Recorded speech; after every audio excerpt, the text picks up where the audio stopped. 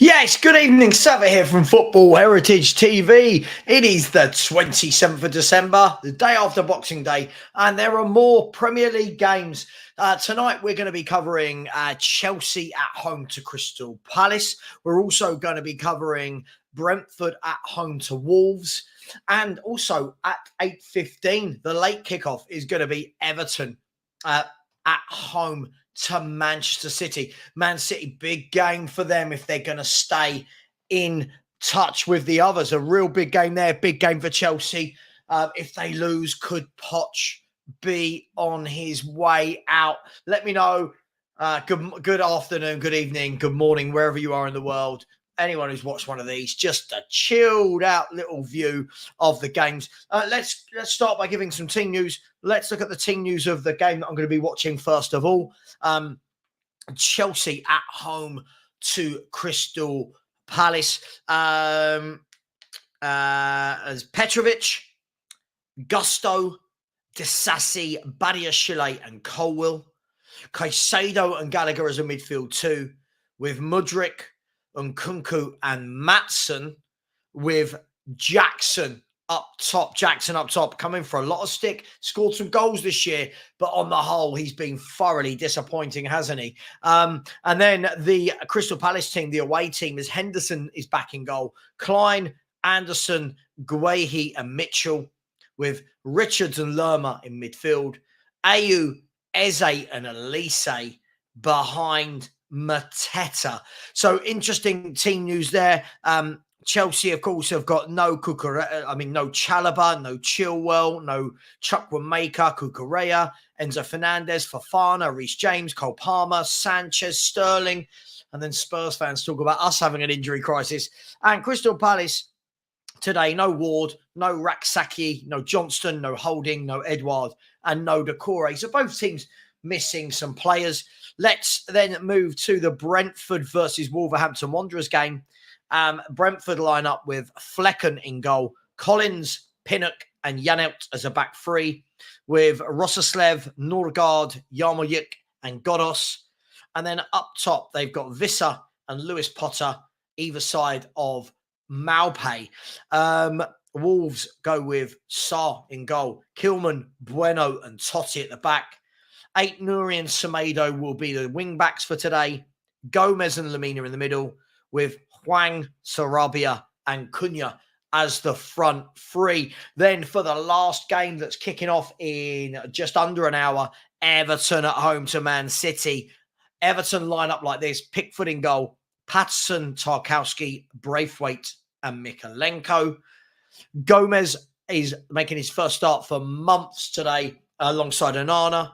Harrison, Garner, McNeil and Beto is up top. And then Manchester City have gone with Edison in goal, Walker at right back, Stones, Akanji and Ake complete the back four.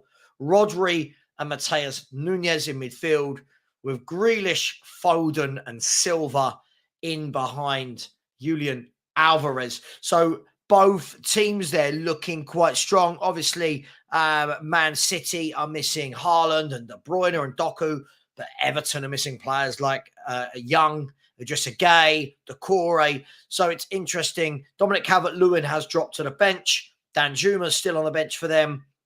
And Man City have the likes of Vardiol, Kovacic, Lewis and Calvin Phillips all on the bench for them. Other than that, they've got some youngsters in Bob, in Hamilton, and also with Mamadou Sissoko.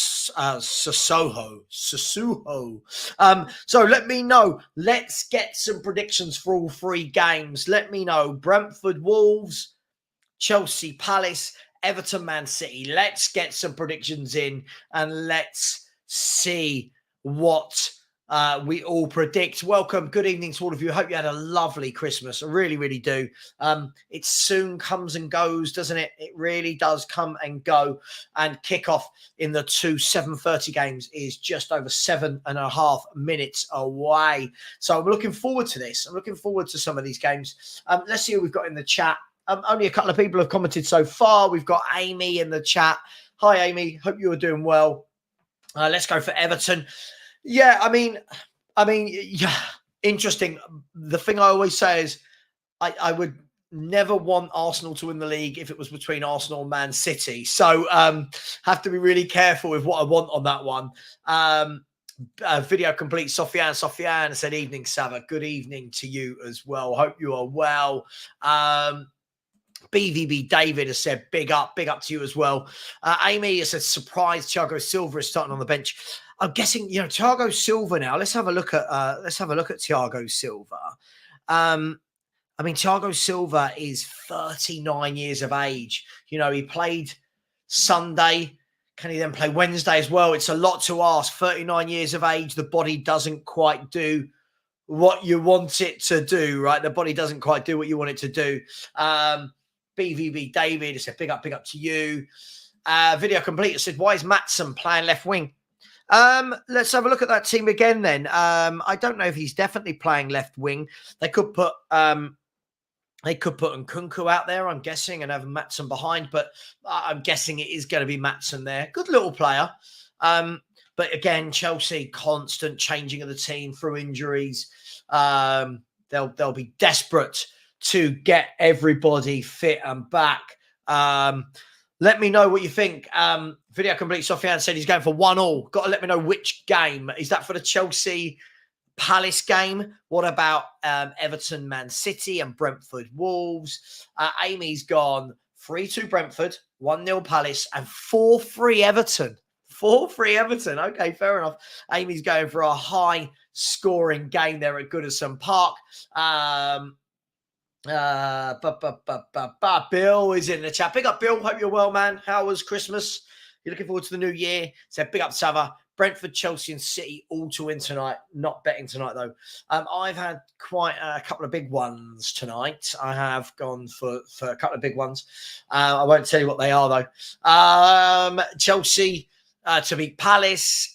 Video complete. Sofiana said Man City to win 3-1 away at Everton. It's going to be interesting, isn't it? Because Man City, if we look, let's bring up the league table. Let's have a look at how things stand at the moment. Where are we? There it is, the Premier League table. I should just always have this up ready to go. The Premier League table is thusly, which is a great word I don't use enough. Share screen, Premier League table. Share. Let's have a look at that. If we can see there, I mean, if we look at the table, I mean, Man City, this is one of their games in hand over Villa and Liverpool. Got to win, right? Man City have got to win this game. If they don't, they will be 8 points behind Liverpool with only one game in hand. Win tonight, and they'll be 5 points behind Liverpool with a game in hand. And all of a sudden, it's a very different story. Then when you look, if we look a bit further down the table, and we see who else is playing tonight. So you've got Chelsea. Hopefully everyone can see that. Let's have a look who's playing. So you've got Brentford tonight. Brentford could go into, because of their goal difference, Brentford could go into 11th tonight above Chelsea if Brentford win and Chelsea lose. Wolverhampton Wanderers, depending on their score tonight, away at Brentford, they could go above Bournemouth. So it's all very tight in the middle of the table there.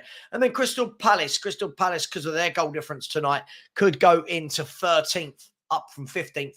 And I think if we look down there, the likes of Palace just need to look over their shoulder, right? Because Forest got a win. Everton have done well. Luton Town have won a few games. I would say at this stage, from my point of view, I feel like Burnley and Sheffield United are going to be left adrift, but Luton Town have done well.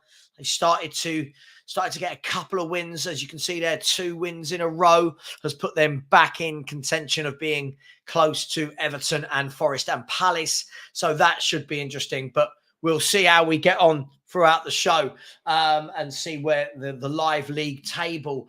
Who else have we got up here? Big up, Joshua. I hope you're well, my friend. Big up to you.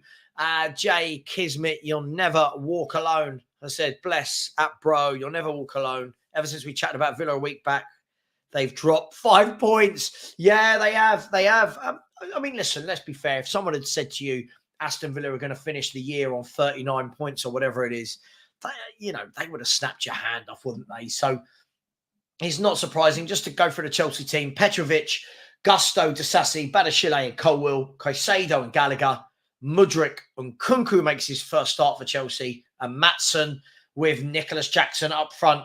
And the bench, Lavia is back on the bench, Maduiki's on the bench. Other than that, they've got lots of youngsters on there, Gilchrist, Matos, Castledine, Bergstrom. So they've got some youngsters on the bench tonight. And the Crystal Palace team's about to come up on the screen. We're about a minute and a half away from kickoff. The Crystal Palace team is Henderson in goal, Klein at right back. So Klein at right back. Show me the team. Come on. They do this thing where they only show the player they're talking about. Klein at right back, Anderson, Guehi and Mitchell. So 3 English defenders there. Richards in midfield with Lerma, Elise, Eze and Ayew behind Mateta. I mean, it's a very interesting one. I've got a feeling you're going to see Chelsea have a lot of the football, but Palace on that counter-attack looks like it's going to be a real interesting one.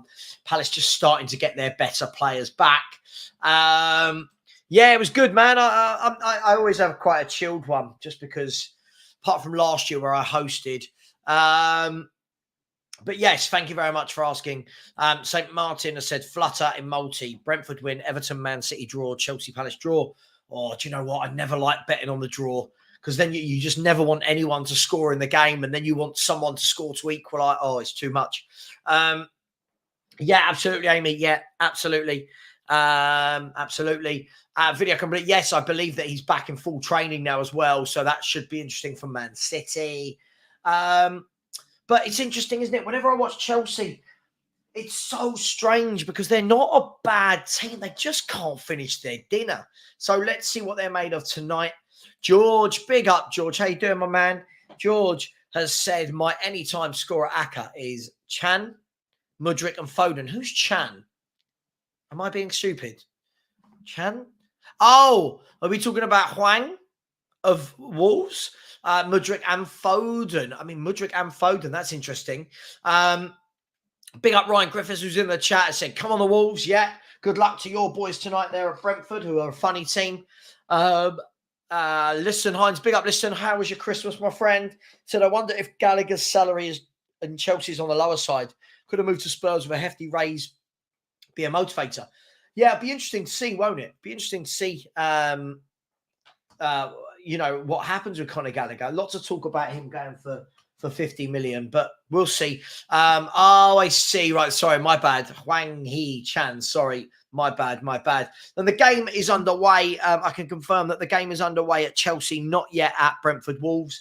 I'm sure Ryan Griffiths will be watching that somehow. Yes, I am very well. Thank you. I am very well. And Crystal Palace will bring the ball out here. Crystal Palace playing in their light blue and white tops with light blue shorts and dark blue socks. I don't know why I felt the need to tell you what they're playing, and it doesn't matter. Here's Palace straight away down the right-hand side. Here's Nathaniel Klein. Nathaniel Klein has pulled it back. Oh, I thought he could have played Elise in there, but he's still got the ball. He's still going down the line. He's beaten his man. He's whipped the ball across. One in the air by Mateta. Back down to Eze. It's a good start, this, from Palace. Crystal Palace played it back out wide to Nathaniel Klein. He's whipped it in. It's hit Mudryk and gone out for a throw-in, but a good, fast start there from Crystal Palace. I think this should be quite a good game. And as the games get on, I'll float between this and Man City and Brentford and that. But, yeah, good evening to absolutely every one of you.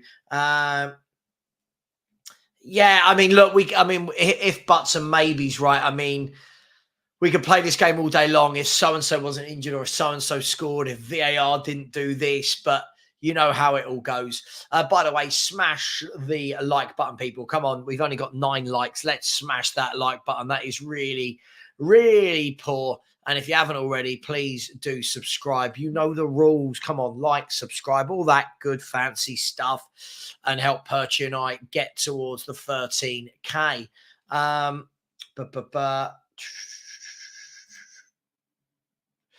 There's more transfer news. Who's brought this out, Joshua? Where is the transfer news so I can go and have a look at it? Difficult when I'm streaming to go and find news. Big up to Angus. Big up to you, Angus. What you thinking? You got West Ham at the Emirates tomorrow night. Let us know what you think. Crystal Palace just pinning Chelsea in here. Jordan Ayew. He's done well there to keep the ball. Played it back into Eze. Eze took too long there, but Chelsea can, Crystal Palace, sorry, can bring the ball out. Purchase with his family. Purchase with his family tonight. Angus has said having Eze and Lisa at Palace is massive. Absolutely, yeah. It's a big thing for them. Two very good players. I'd like both of them at Tottenham, if I'm brutally honest. I think they're the sort of players that I would like those players instead of the Brennan Johnsons. Just my opinion.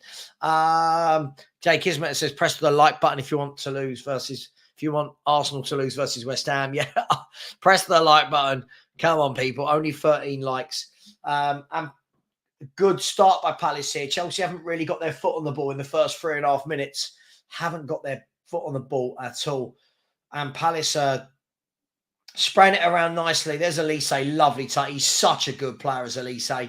Watch him and then watch Brennan Johnson. There's nothing in it. Again, still Elise. He's being hassled. He's being harried. He's asking for a free kick and he's got it. I think he had to get it. And Chelsea are very much pinned back in their own half. As Arsenal, the group will tell you, they are pinned back. No worries, Joshua. No worries. We'll have a look. Let's see if Fabrizio Romano has said anything tonight.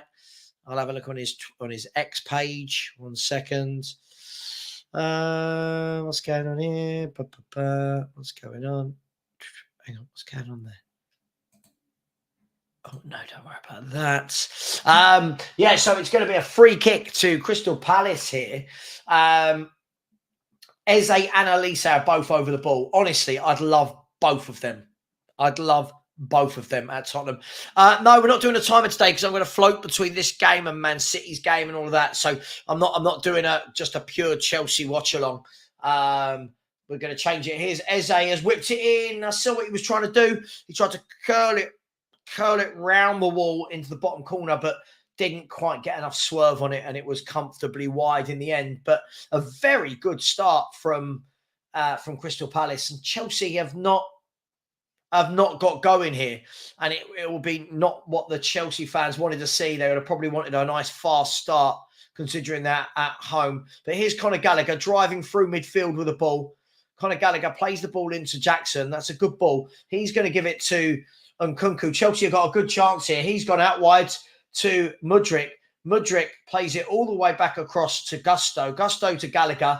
This is better from Chelsea. Out to Caicedo. Caicedo's played it out wide to Gusto. Back to Gallagher. This is what Chelsea do, though. A lot of passing, a lot of possession. Have they got the end product? Gusto plays it down. This is nice. Down the line and then a back heel to absolutely no one. And you know when you just think, just do the simple thing. Just do the simple thing. Serie A and Bundesliga are making transfer moves already, says Amy. Big up, Mark. How you doing, man? I'm good. I'm really, really good. I'm good. I'm good. What was a brilliant shot? Sorry, what was a brilliant shot? No, listen. Okay, for anyone asking, I'm not doing a scoreboard today because when this gets to half time, I'm going to go over and watch the Man City game. That will be starting. If I didn't want to do the scoreboard, it would be a nightmare to do 3 different scoreboards. And just apparently requested the signing of Copenhagen's Rooney Abadji. I don't know how to say that. I wonder how true the rumour is. Yeah, I never get excited. When they're 18-year-old kids, I think it's all well and good. But, if they don't play them, I think we need some players for the now. But, yeah, apparently he's very good. Last one on Spurs tweeted the new Savva. I'm sure if the source reliable looks convenient as previous. Yeah, I've seen lots of talk today about Højbjerg, but it is what it is. And there's a shot from about 40 yards right down the throat of Petrovic in the Chelsea goal. So who was that? I think it was that Joachim Anderson from, I say 40 yards. It could have even been further. I would love him. If he's not leaving, he's not leaving. I'd really like him at Tottenham. I think he's a good footballer. Eze came from our academy. You don't think if Eze, I do, Angus, you're doing that thing again. Who cares if he came from your academy? You don't think he'd sign for Tottenham Hotspur? You're mad. Good block there by Badashile. Elise causing problems. He's not got the free kick this time. Chelsea can play it out. Tight spaces there, and it's a free kick against Richards in the midfield. Because I love how you think. I love how you think. Oh, player came through the Arsenal academy. He won't sign for Spurs. Jesus. Manu Kono is apparently available in Jan. I'd like him because he'd be a less reckless Basuma. Yeah, I mean, Basuma's really disappointed me after that fast start to the season. Really disappointed me. Savva, someone mentioned Tomori might be available in Jan. I mean, I'd be interested if Milan were going to let him go. Here's Mudryk. Mudryk's played a beautiful through ball to Maatsen. Maatsen's poked it through. It's going in and off the line. Off the line by, I think that was Tyree. Was that Mitchell? Off the line by the left back, Mitchell. The best move of the game from Chelsea's perspective. A lovely through ball from Mudryk. Maatsen got to the ball before the keeper, but didn't quite put enough juice on it. Not all of us, Angus, not all of us, don't be disingenuous. Yeah, Tomori's homegrown. Yeah, of course he is. Is anyone, let me know if you're watching the game, by the way. I always know if I'm saying what's happening, if people can actually watch it themselves. But let me know. Chelsea just creeping their way back into the game here. And that was obviously the best chance of the game. Quality players. Chris Richards has to play well to yes, I like Chris Richards. He's getting a bit of a run since Doucouré's been out. Here's Maatsen, through ball to Nkunku, didn't quite make its mark. And then the ball played down the line by Crystal Palace, and they're not going to get that. Liston said if we could get 25 million for Højbjerg early, by the way, only 18 likes. Let's get that to 40 likes immediately. Come on. If we get early, we could really need that money for some nice business. I agree. It'd be lovely listening to see all this stuff done early. Yes, all the games are on Amazon Prime tonight. So what I will do is when it gets to the Man City game as well, I'll have one on my phone, one on my TV. So I've got Amazon Prime there, but I can get it on the phone as well. Chelsea just starting to have the possession here, and it's out a throw-in for Chelsea. Again, some nice football from Chelsea, but no end product. It's been a theme of their season. But Palace are pressing. They're working hard. Colwill launches the ball down the line. This is going to go to Mudryk. Can he get there above Klein? No, well defended by Klein. But Jackson can bring it down. Good touch. Brings it down into Conor Gallagher. He goes back to Colwill. And Chelsea, yeah, just starting to dominate this in terms of possession. By the way, if anyone hasn't subscribed, please do. That would be very kind of you to subscribe if you haven't already. It is pinned in the chat. And it's out for a Crystal Palace throw-in, I believe. If the camera wants to pan around to the game. Ball played forward to Mateta, easily taken off of his feet by Disasi.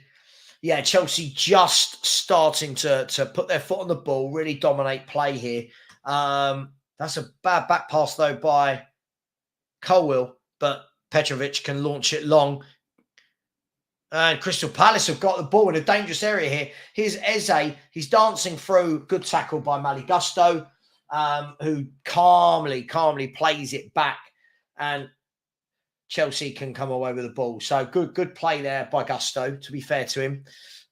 Big up to Daniel. Daniel, what are your boys going to do tonight? What do you reckon, Man City? Let us know what you think is going to happen. The ball forward. Neither of these two teams look like they've got cutting edge. We'll see. Here's Mateta. He's given the ball away, but it looks like he was coming back from an offside position. I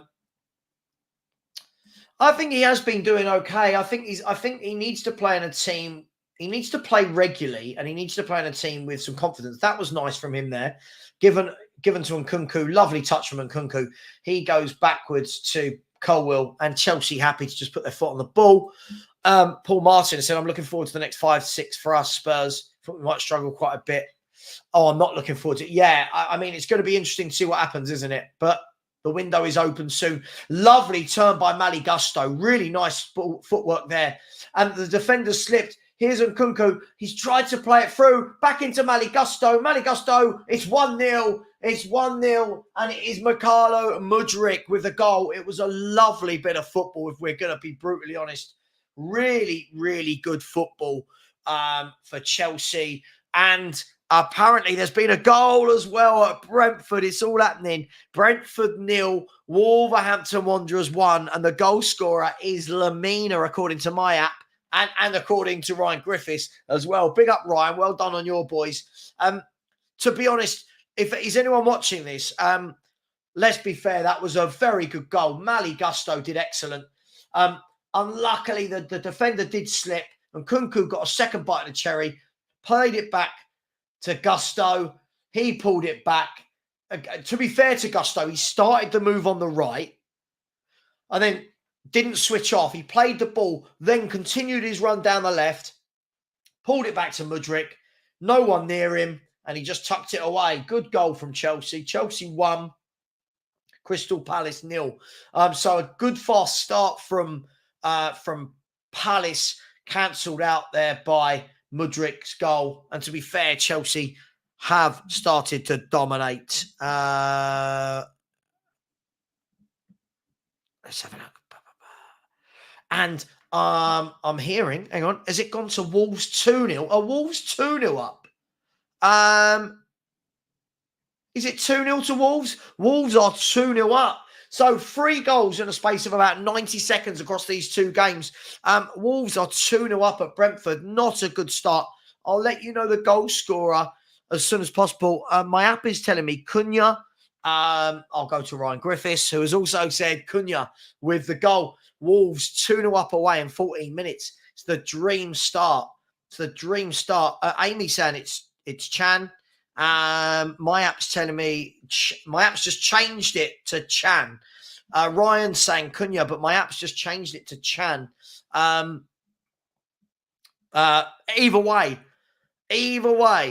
Wolves is Chan, and that is his 9th league goal of the season. So he's having a good season, and it's Brentford 0, Wolves 2.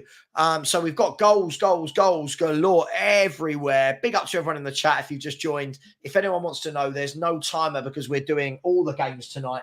And here is Conor Gallagher with a free kick for Chelsea on the left-hand side. Looks like he's going to whip it in right-footed.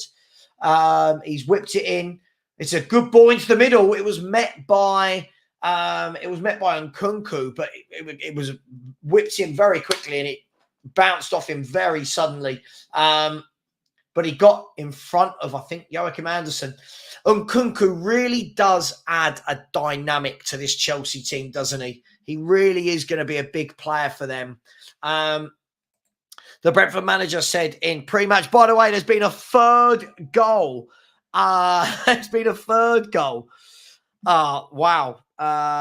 There's been a third goal at the Brentford Community Stadium. It is 2-1 to the away team. So Wolves went 2-0 up in 14 minutes. And in the 16th minute, Brentford have scored. So the game to be watching, apparently, is Brentford 1, Wolverhampton Wanderers 2. It's all happening. And it's Visser, according to my app, according to everyone in the chat as well. It looks like Visser with the goal. So 3 goals there in their part of London.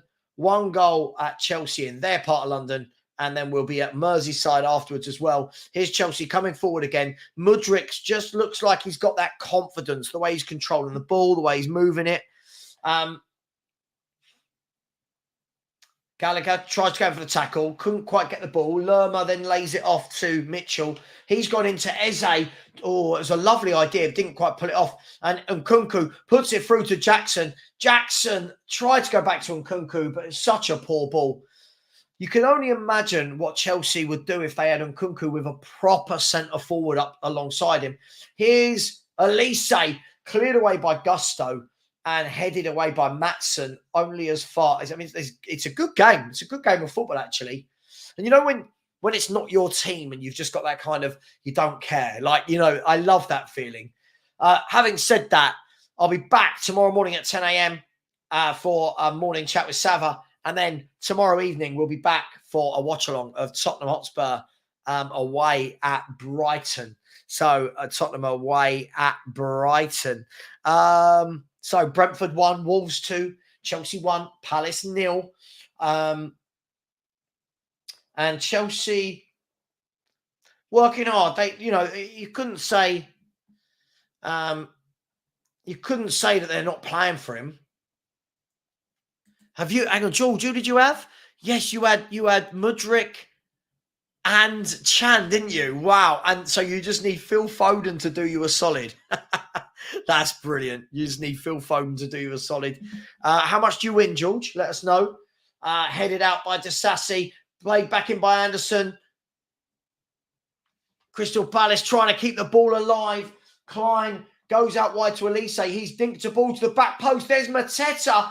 And it went over Petrovic. And there was, I believe that was Disasi who cleared it away. So the Chelsea defence looking nice and alert there.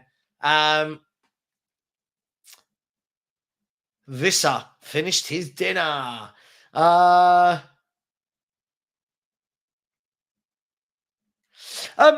mean, yeah, listen, there's a lot to be said for tactical games like with Benitez, but I suppose it depends what you enjoy watching. A lot of people don't want to watch that, right? But listen, there's more than one ways to win a game of football. Here's Mudryk again. He's lost the ball this time. Crystal Palace can come forward. They've given it away. Like I was saying on the football terrace earlier, just a lot of people give the ball away very, very cheaply. Angus has said, come on, you gooners. I mean, they're not even playing, but okay. And George has said, okay, £72 off of £2. Can't grumble. So Phil Foden, everybody, to score for George to win £72. Big up to you, George. I hope for you that it does come in. And there's every chance. You never know. You know, I think City need to come out firing, don't they? Oh, lovely touch by Colwill. Colwill's driving forward. He's still driving forward. At least they can't get to him. Colwill plays the ball square to Nkunku. Nkunku puts, I thought he was going to go out wide. He didn't. He held on to it for too long. And Chelsea can get the ball back. Looked like it was a very, very good position for Nkunku there, but he looked slightly rusty, to be expected. He's been out a long time. Now Gallagher back to Caicedo, who was tripped, and it's a free kick to Chelsea in the centre circle. GBC has said Petrovic is better than Sanchez. Why did they even bother getting Sanchez? Who knows? Who knows, GBC? Angus has said, even so, I'm confident about tomorrow night. We'll get 3 points and the Emirates will be rocking. Yes, Angus, we all know, though, that a lot of the times when you say things, they never come true. Here is Chelsea again, giving the ball away again. A number of games I watch in the Premier League where people just keep giving the football away. Chelsea can come forward. I thought it was a foul. He's not given it. I think everyone stopped thinking it was a foul. What's the Chelsea formation today? It looks like they're playing a 4-2-3-1 with Nkunku playing just behind Nicholas Jackson from what I can see. I think that's what they're doing. A lovely ball by Mudryk to Caicedo. Caicedo's played the ball through to Jackson. Jackson into Mudryk. Oh, it should have been 2. It should have been 2. Again, credit where it's due. Lovely, lovely football by Chelsea.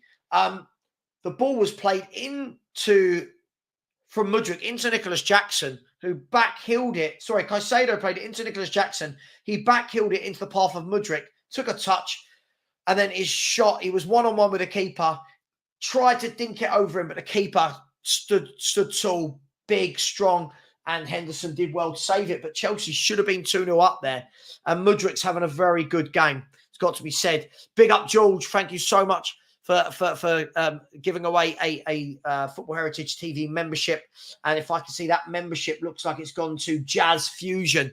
So Jazz Fusion, do the thank yous to George. A big up, George. Thank you for that. Oh, he's done it already. And then Ryan said 3 goals in 3 minutes and 2 seconds in our game. Stia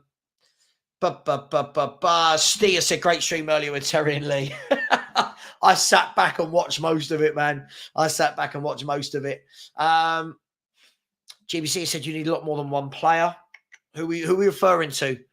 Yeah, listen. Listen. Sorry, my brother-in-law's a Chelsea fan. He always says to me that, look, it's difficult because the actual football, a lot of the time, hasn't been bad, but they can't score goals. Sometimes it's been bad, but a lot of the football hasn't been as bad as people are making out. They just can't score.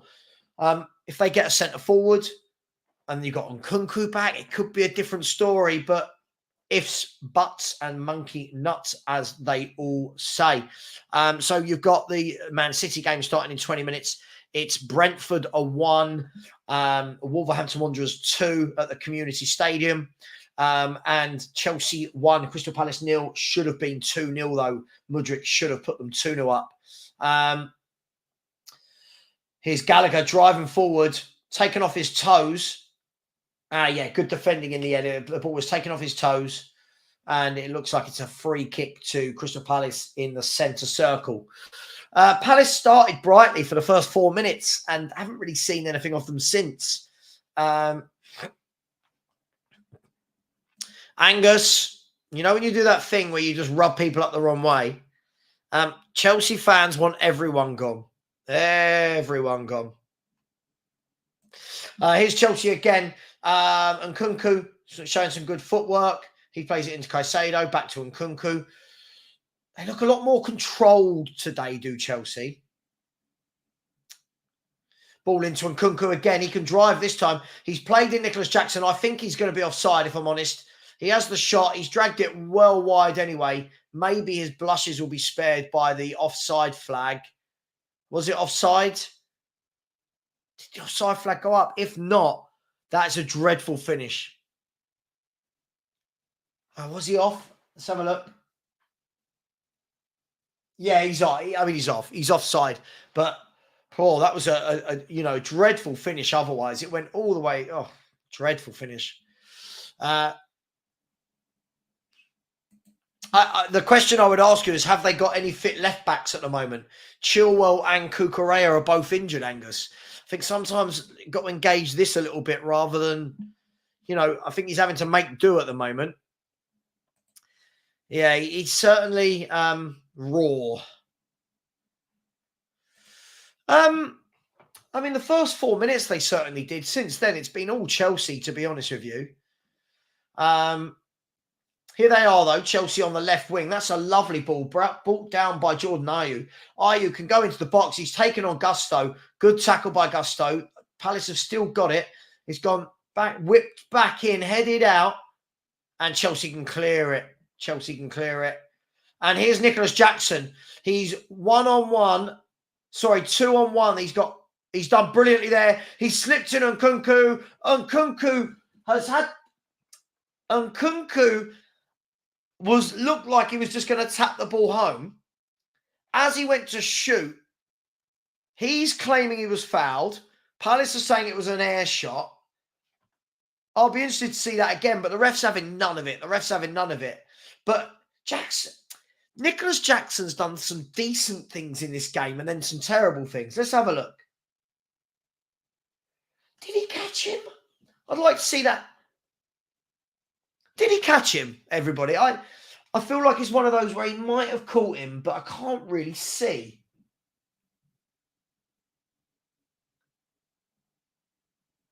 I wish they'd slow this down. So Nicholas Jackson did well, held the ball up. I'm not sure, I don't think they're giving it, but I'm not sure whether or not he caught his trailing leg, but he's not given it. And, for me, Nkunku showing some lovely touches, looks very, very, looks unfit, which you would expect. But here's Chelsea again. Mudryk Ball into Nkunku. It wasn't a very good pass, but Mudrik's gone and won it back. Lost it again. Here's Crystal Palace driving through, and Caicedo with a great tackle, but no, Ayu's won it back. It's the story of this game. People giving the ball away and then winning it back. It's been an interesting game. I've enjoyed it. Good evening, Lewis. Hope you're well, my friend. Good evening. And it's it was weird. It's one of those ones, I can't really work it out, but it wasn't given. I love this. I mean, what a saying. Jackson looks like a college friend rather than a professional in front of goal. By the way, keep smashing the like button, people. We've only got 31 likes. Let's smash that like button, shall we? Here's Chelsea again. Mali Gusto's had a good game. He has had a good game. Holds off 2 tackles. Plays it back to Conor Gallagher. He's been busy in midfield today. They've gone all the way back to Petrovic. Petrovic can go out wide to Badashile. He's gone inside to Caicedo. Back to the keeper. Back to... Oh, he's done well there. He's done well there. Good evening, Lee Jennings. Good evening to you. And by the way, in the Wolverhampton Wanderers game, it is Brentford 1, Wolverhampton Wanderers 3. And it's Chan again with his 10th Premier League goal of the season. What a good season he is having. Here's Palace. The ball has fallen to Eze, but he couldn't quite get it out of his feet. So I make it that Chan has now got 10. Chan has now got 10 goals this season. So it's Brentford 1, Wolves 3. Ryan, am I right? Is that his 9th and 10th league goals of the season? Ryan, you're a fan of Wolves. You should know. I make that his 9th and his 10th.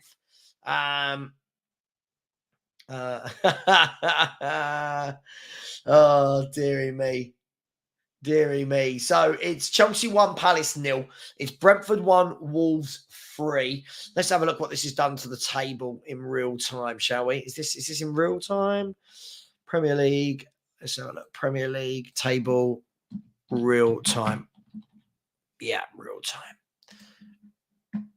Premier League table, real time. Oh. Nope. Is that in real time? It's not in real time, is it? Yes, it is in real time. Yes, it is in real time. So as it stands, Liverpool from Arsenal, from Villa, from Spurs, Man City in 5th, United, West Ham, Newcastle, Brighton. Chelsea have gone into 10th. Chelsea, Bournemouth and Wolves, as it stands, all on 25 points. All not a million miles away from the Conference League. It's going to be very tight in there, isn't it, as we reach the halfway stage. But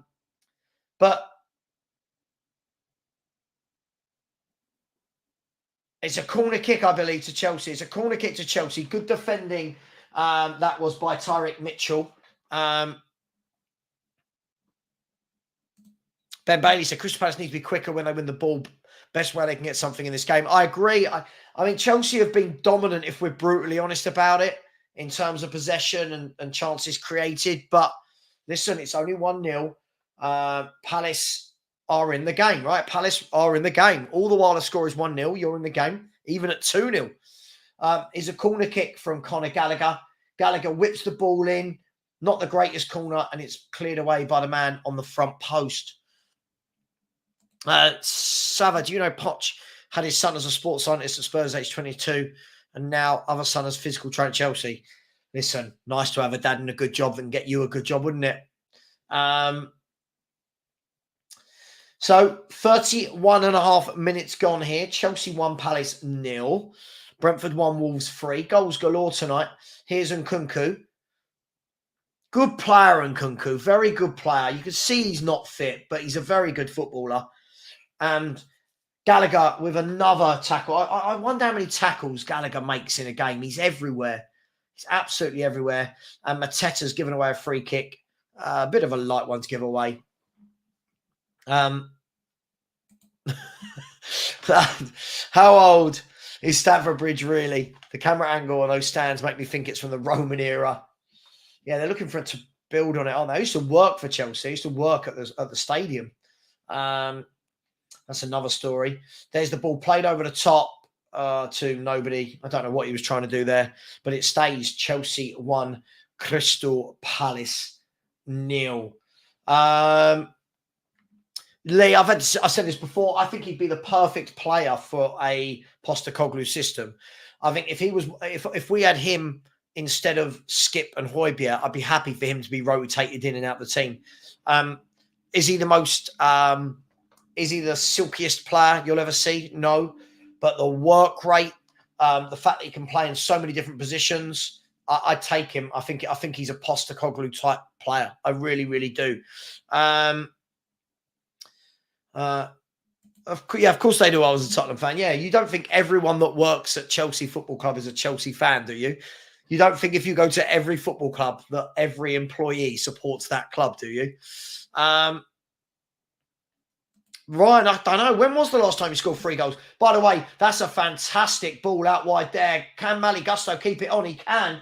And he's played it into Maatsen. Maatsen's had a dig, and it's gone just wide. I think it may have gone deflected for a corner. Quite like him. Quite like this young. I like this Maatsen. Maatsen and Gusto have built up a bit of a relationship. I think they've done well. I think they've done really well down this side. And it was, yeah, the shot from Maatsen took a deflection, and it's a corner kick. Mudrik's going to take it this time. So Mudrik comes over to take the corner kick. Right-footed, ball into the 6-yard box. Good corner, actually, headed away. Gallagher can go again. He goes back up wide to Mudrik. Mudrik whips it in with his right foot, low, cleared this time by Joachim Andersen.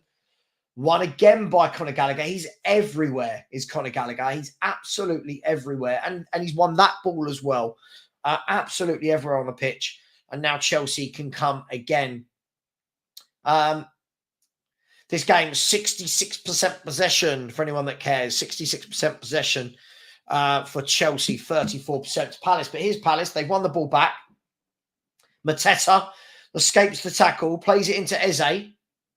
Eze's going to... No, I thought he was going to go out wide. Yeah, he has. He's circled back on himself.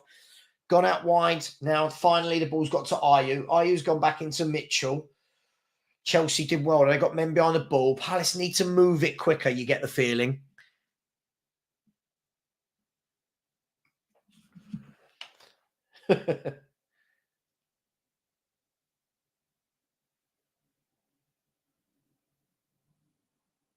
Goonie. Just messaged Goonie. Oh, fun times. So Crystal Palace have the ball at the back. Here's Anderson. He's gone out wide to Lerma. Lerma's played the ball down the line. He's looking for the run of Klein. Petrovic comes out, clears it out for a throw-in.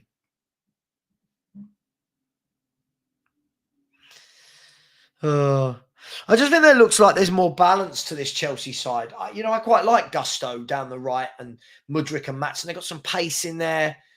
It looks calmer. It looks cleaner, if that makes sense. There's the ball into Mateta. Good footwork. It's come all the way back to Lerma. Lerma's gone out wide to Elise. Good footwork. It's not really going anywhere, and he's offside. The final pass, they're offside. It was a fun string being on with Lee Gunner and Terry Flewers. It was a fun string. I didn't try not to say too much, but it was interesting. I don't know about that. You've got to remember Enzo's. Sometimes when you've got these young players in a team that aren't settled, it's very difficult to judge them. It's very difficult. Same with Rasmus Højlund at Man United. It's very difficult. I think people think because he won the World Cup that, he was older than he was. He's still a youngster. And I don't think people give any youngsters any time anymore, do they? But here is a good turn. Caicedo's done really well today, actually. He's gone into Badiashile. Badiashile's played the ball through to Jackson, who's held it up. Good ball off to Nkunku. He jinks past his man, gives it to Jackson. Good footwork. Jackson's done well there. Played the ball down the line to Mudrik. Mudryk's lost the ball. Got to do better there. And Crystal Palace can come forward. A ball out wide, and Disasi can nod that back to Petrovic.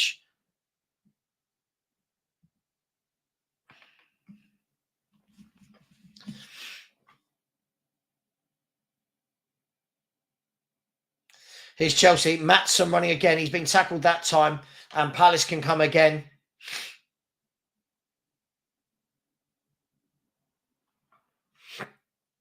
Still Brentford 1, Wolverhampton Wanderers 3. The Man City game will be kicking off in about 7 minutes' time.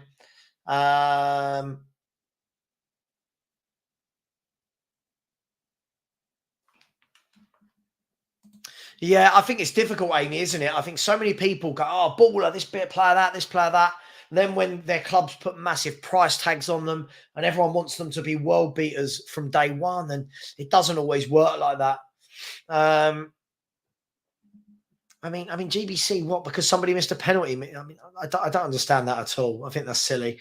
Already, in my opinion, Kunku's a top player. Yeah, of course, anyone's going to miss him. Of course, anyone's going to miss a player of his quality. Liston has said the Premier League should give Roy Hodgson a Lifetime Achievement Award. It's hard to dislike the old man. Interesting. Yeah. If, biggest word in football is if. His Gusto, he's played it into Conor Gallagher, who's turned going the other way. He's gone all the way back to Petrovic. Into Disasi. I think they've been pretty comfortable after the first few minutes, Chelsea here. But Chelsea have got a little bit of a mistake in them. And that's what I'd be telling Palace if I was Roy Hodgson at half-time. Or if they can get a goal sooner. Here's Conor Gallagher again. He's been all over the pitch, Conor Gallagher. He goes into Jackson. Gallagher now dinks the ball over the top to Mudryk. But Dean Henderson saw that coming and ran out and got the ball quicker.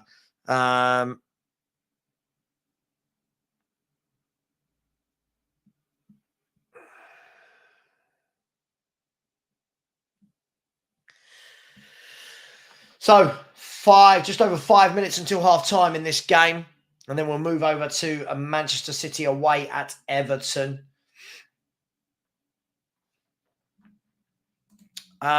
Richards as in Richards in this game. Which Richards are we talking about? Because who are we talking about? Eddie Nketiah, Dominic Solanke, and Richards. Oh, Richarlison. Oh my God! Right, a start, bench, drop. Are we going on form? I would go with start Solanke, bench Richarlison, drop Nketiah. There you go. That's the 3 I would do.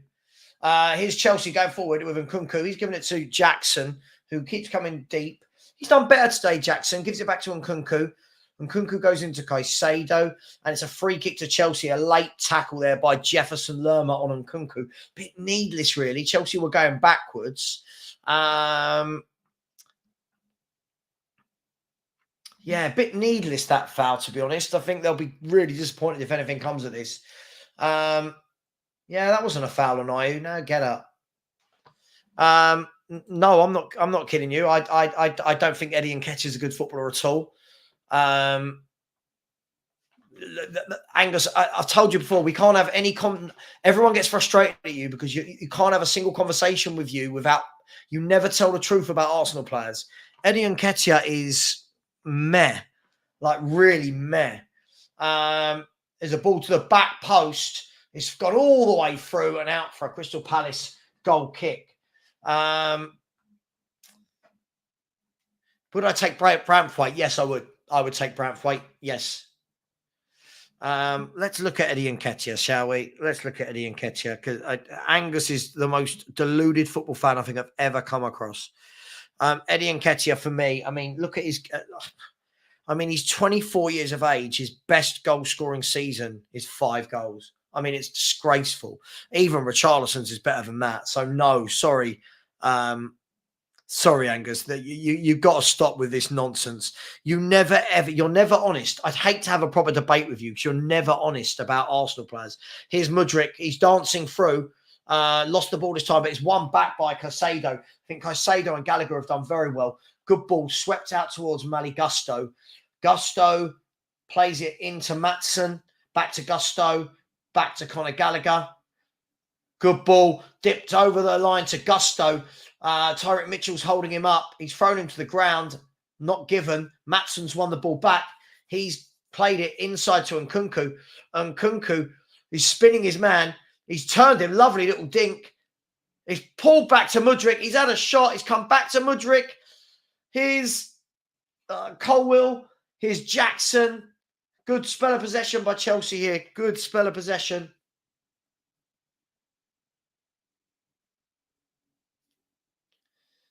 Conor Gallagher keeping the ball well here, Chelsea. Just running down the clock, seeing if they can create one more chance before the end of the half. Here's Caicedo in lots and lots of space. Played the ball through to Nkunku, back to Caicedo, back to Mudryk. Mudryk, lovely reverse ball into Nkunku. Nkunku turning, probing, back to Colwill. He goes into Jackson. This is a lovely spell of possession for Chelsea. They look much better today. Can they get that second goal? Can Palace hit them on the break? Caicedo goes back to Disasi. Back to Gusto. Back to Caicedo again. Caicedo looking back to the Caicedo we saw at Brighton. Looks good tonight. I don't think Palace have had the ball for about 2 minutes here. Here's Conor Gallagher in central midfield. He's played it out to Badiashile. Badiashile is going to play it back to Conor Gallagher. He goes out wide to Colwill. Colwill plays it against Elise, and finally it's out for a throw-in to Chelsea.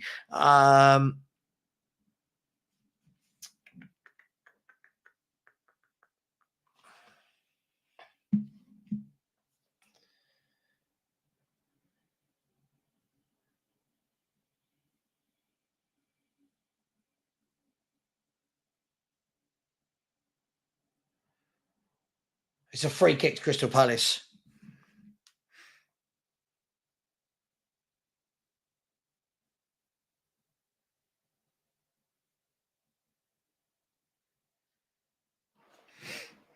So in the other game, it is Brentford 1, Wolves 1. Everton versus Man City has just kicked off. We'll go to that as soon as this game hits half time. We will go to that. So it's Brentford 1, Wolves 3, Everton 0, Man City 0 in the first minute, and Chelsea 1, Crystal Palace 0. There's 2 minutes of injury time here. The ball whipped in, headed out by Maatsen. It's gone out towards Guehi. He's played it back into Elise. Gone back to Klein, who nearly got tackled. Palace still retain the football, though. Tyreek Mitchell out to Eze. Been very quiet, Eze and Elise here. They started brightly. Haven't seen them since. There's a good ball into Mateta. He's trying to lay it off, but Chelsea got numbers around the bodies. And Maatsen thinks he was fouled. Wasn't. They've won the ball back. The ball's floated all the way through to Elise, and it's 1-1. It's Chelsea 1, Crystal Palace 1 in with 2 minutes of 1 minute of injury time to be played. Really bad marking. Elise was all on his own at the back post. I don't think there's any need for any VAR. We'll clear that up in a second. But he was all on his own, and that's where Chelsea lose sight, right? That's where Chelsea lose sight. It was a good tackle to win the ball back in midfield by Richards. I think that's what Chelsea are asking for. Let's just see if everything was good with the goal after that. Yeah, I think Elise... Yeah, he was onside. Just no one marking him. No one marking him. Clever play from Elise. And I said he'd just been quiet. Pulled it down on his chest. Rifled it in with his left foot. And it is Chelsea 1. Crystal Palace 1. And Chelsea, who have had all the half, chances galore, will feel hard done by. But again, we said they've got a mistake in them at the back. We said it, and it's happened. Chelsea trying to get the lead instantly back. Here's Ian Maatsen. The ball won back by Jordan Ayew. coming backwards, but Chelsea can go forward again, and no, it's out for a throw-in. Chelsea will just really, really, really poor, but Palace will be energised by this, and Palace will feel like they can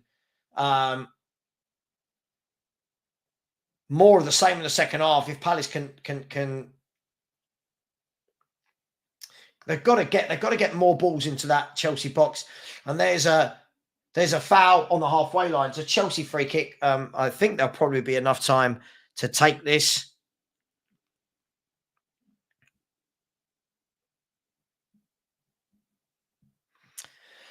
And here's Disasi. Disasi coming forward. He's giving the ball to Maatsen. Maatsen. The foul's gone to Palace. I don't know how he worked that out, but it looks like surely the full-time whistle needs to go now, doesn't it? And it's half-time here. It's Chelsea 1, Palace 1. Good half of football. Really enjoyed that. We're going to go over to Manchester City now.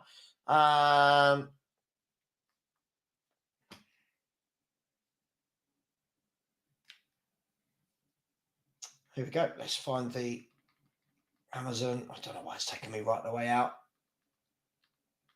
Let's go to Prime. So many apps for football, isn't there? So many apps. So many apps. And you could probably see the Prime Video logo in the background there.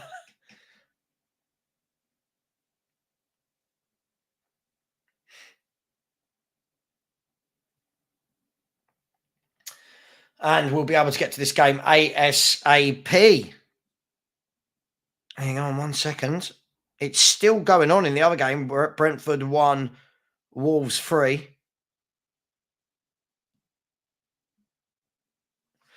Richard, yeah, there's my logins.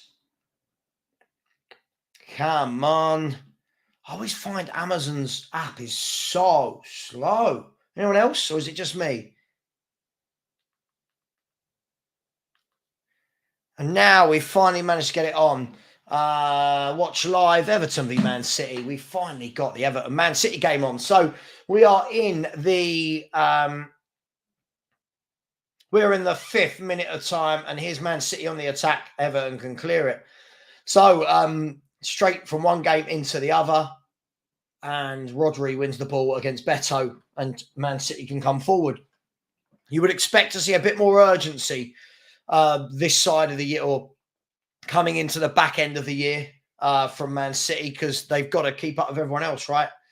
Rodri plays it into Mateus Nunes, and it's out for a Manchester City throw-in. Everybody, let me know what score do you think we're going to see here? Man City versus Everton at Goodison Park.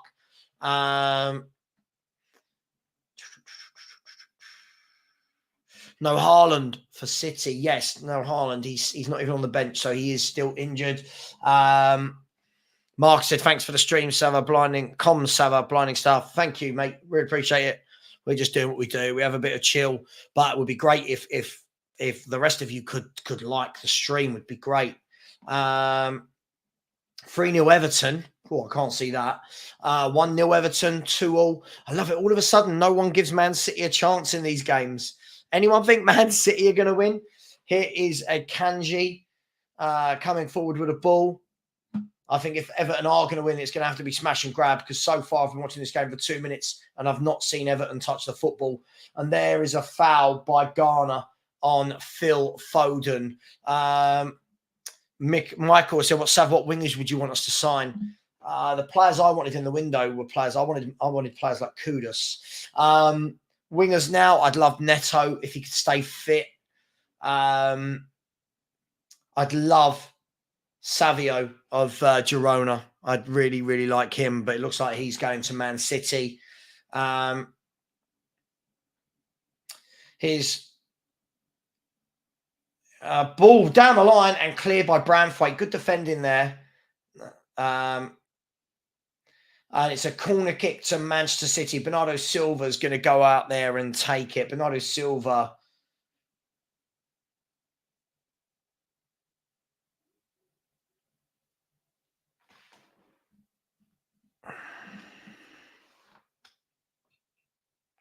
Looks very windy there. Here's Bernardo Silva.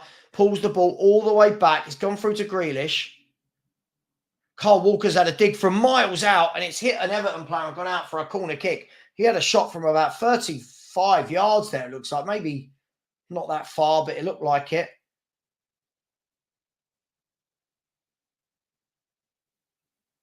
And it's another corner kick. It looks a tiny bit windy there.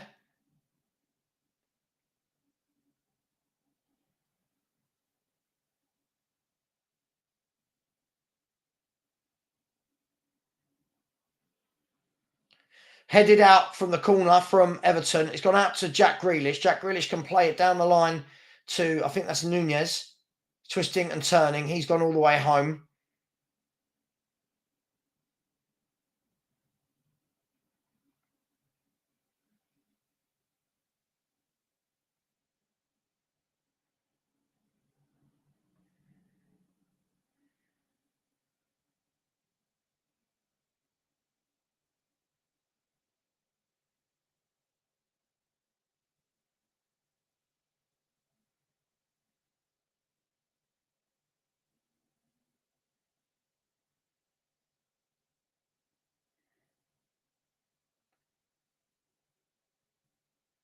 So I'm just trying to put a little bet on.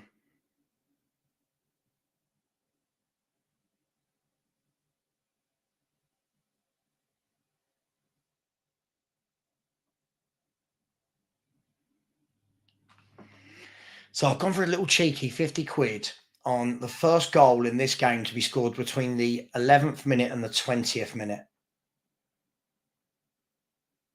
Let's see. 11th to the 20th minute. So a goal from anyone, as long as it doesn't go in the next 35 seconds, could be interesting. Could be interesting.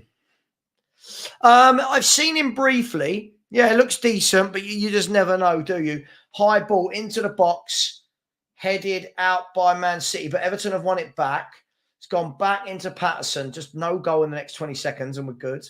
And it's out for a throw-in, so we should be all right there. My bets. Let's have a look at my bets. So it's okay. All right. So a goal in the next 10 minutes, and we're laughing. We're laughing. £50 pays back 225. So we'll see. Everton playing it across the back line. The ball's played into the channel out by Nathan Ake. Here is Anana, but played straight into the arms of Ederson. Rodri plays it into Nunez. Nunez moves the ball quickly. Played out by John Stones into Kyle Walker. Is that John Stones, does it? Yeah, John Stones, yeah. Into Walker. Kyle Walker's gone in midfield. I don't know what that was. That wasn't very good. And yes, we can go. So the two games at half time. Brentford 1, Wolves 3, Chelsea 1, Palace 1. So lots of goals already tonight. 6 goals in the Premier League so far. And another game here now with Everton versus Manchester City. Please smash the like button. Only 44 likes. Let's smash that like button. Headed clear by Kanji, and there's Kyle Walker who's smashed that high and long, and it's going to be a throw-in to Everton. I think it'll be a good test for Man City to try and break down this Everton team. They're very well organised. Trust me. I say trust me. We played them, didn't we, at the weekend? They're very well organised. Good ball that from Pickford, actually. But it's going to be won easily by Kanji, brought down by Kyle Walker, and John Stones can bring that down. Plays that ball over the top, given away. Not like Man City, that. A couple of high balls in a row. Bernardo Silva with another hooked ball high. It's gone up to Tarkowski. Tarkowski's given it away to Phil Foden. Phil Foden can run onto it here. Phil Foden's had a shot in his right foot, and it's skewed just wide. Tarkowski, it looks like it's quite windy then. I think the ball hung up in the air a bit.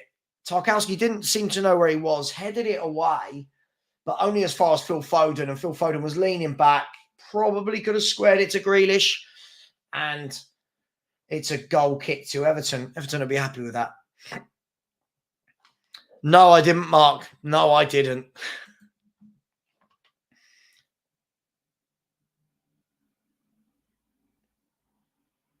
And now Man City can come forward again. Here's Kyle Walker. Kyle Walker's played it out wide to Bernardo Silva. It looks, yeah, it's very windy there. Walker into John Stones. John Stones goes into Phil Foden. Back to John Stones. He goes into Rodri, who turns, plays it back to John Stones. Plays it out to Akanji. Here's Rodri. Plays a nice ball through to Nunez. Nunez plays a lovely ball out to Bernardo Silva. Bernardo Silva plays it back into him, but intercepted by Dwight McNeil. And now Everton, Mikalenko. He's getting himself into a bit of trouble there, is he? And Branthwaite goes back to Pickford. Pickford dummies to clear, and then he does finally clear, but not a very good clearance. Goes out to Kyle Walker.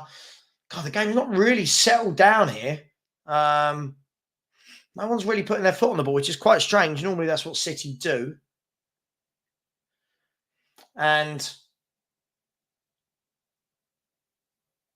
yeah, 77% they're showing to Man City in the first 13 minutes. But it's not the possession that wins your games. It's putting the ball in the back of the net. So here's Akanji out to Ake. Ake with the ball down the line to Grealish. Grealish cuts inside. He's running at them. That's lovely. He's played it through there to Alvarez. Alvarez through to Nunez. This should be 1-0. It's an awful finish, but it's not. It's not 1-0. A lovely bit of play through to Matheus Nunes, who definitely did not look like a goal scorer there in any way, shape or form. Hit it early, had all the time in the world. Then it fell back to Alvarez, who had the goal and had the goal at his mercy, and it's hit Pickford's ankle and gone out for a corner. That should be 1-0 City. In the 15th minute, corner coming in for Bernardo Silva, whipped to the back post, cleared by Everton. That should be 1-0. Chances like that, Pep Guardiola will be mad that they've not managed to put that away. Matheus Nunes had so much time. I reckon he could have had another 4, 5, 6 touches, but he took the shot, very poor, and Everton get away with one there, but it's back with City again. Here's Akanji. Akanji goes out wide to Walker. I think you can see the pattern of this game. Kyle Walker goes back into Akanji. He's going to go back to Ederson. Everton are pressing well, to be honest. Here's John Stones back into Ederson. Ederson's I don't know, that absolutely suicide from Ederson. He's got away with one there. Tried to play it out to the edge of the box. He got away with it here. Here's Edson Alvarez. We say it was a save, Savva. Matheus Nunes, it was an awful finish, wasn't it? Come on, let's be brutally honest, Arsenal de Groot. He had so much time. So much time. Yeah. Madness. But he got away with one. Here's Kyle Walker. It's all Man City. Everton, I think we knew this was going to happen. Everton haven't really kicked the football at all since I've been watching it. Here's Kyle Walker. Goes back to Akanji. And Akanji out wide to Nathan Ake. Ake can go out wide to... I don't know who that is. So that was Rodri. No, it wasn't. Matheus Nunes. Back to Ederson. They're just looking for those gaps, Man City. Struggling to find many of them at the moment. Ball's gone out wide. That's a lovely ball out wide to Silva, who couldn't quite take it in his grasp. Well done by Tarkowski. Good defending there. It's gone back to Branthwaite. He's gone all the way home to Pickford. Pickford's going to take a touch. He's going to hesitate. Goes out wide to Patterson. He's closed down by Grealish. The ball's given away now. And Nathan Ake can bring it forward. He's fouled, but Grealish can play on. Here is Rodri. Rodri's going to try and find a gap. He's about 30 yards out. He's had a shot, but it's he took too long to take the shot, and the guy from behind him just got the touch on it. And Man City can come again. The pattern of this game, I think everybody can see it, what it's going to be. It's just whether or not Everton can counter, because they're going to have none of the football in this game. Here's Akanji out wide. Silva played a ball through. It's gone all the way through to Patterson, who's cleared it high into the air. Bernardo Silva's going to bring it down. He's missed it. Rodri's missed it. Now Dwight McNeil can clear it forward. He's sent Beto on a run. Akanji's he's given a free kick to Everton. I don't think football's gone mad. I feel everything's a free kick now. Everything's a free kick.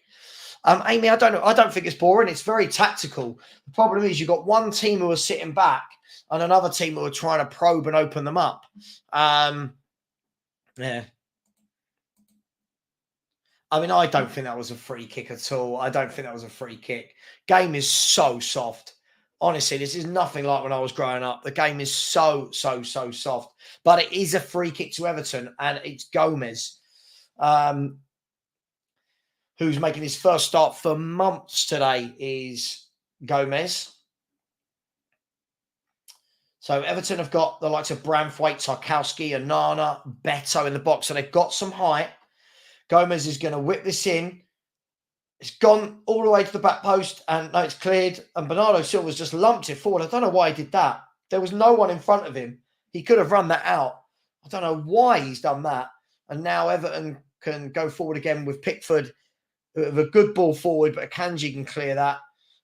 It's been scrappy in the last minute. Here is Branthwaite, plays it out to Patterson. The ball played down the line, but Everton have got no idea here. They're literally hitting and hoping that they can hit Man City. Every ball is just a hit and a hope.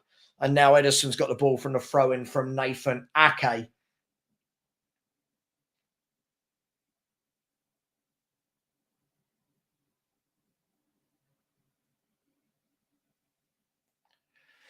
So it's down with Kyle Walker. Kyle Walker's going to use his pace to get out of trouble here. He plays it back to Ederson. Ederson's going to go out to Akanji. Akanji now can bring it forward.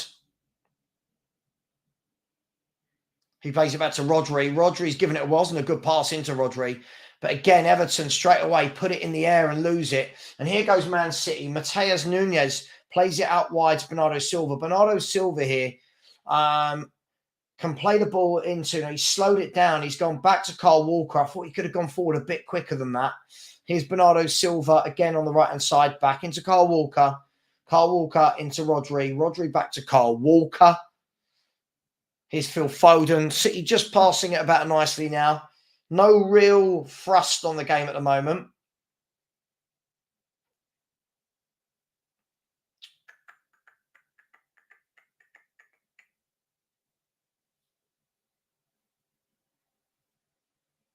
And it's back to Ederson. I'm going to get the Chelsea game back up on my phone as well. So bear with me 1 second, people.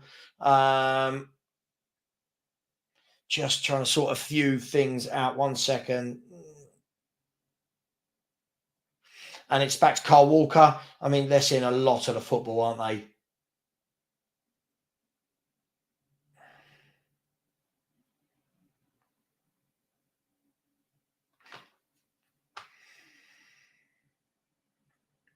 And it's a foul this time on Mateus Nunes.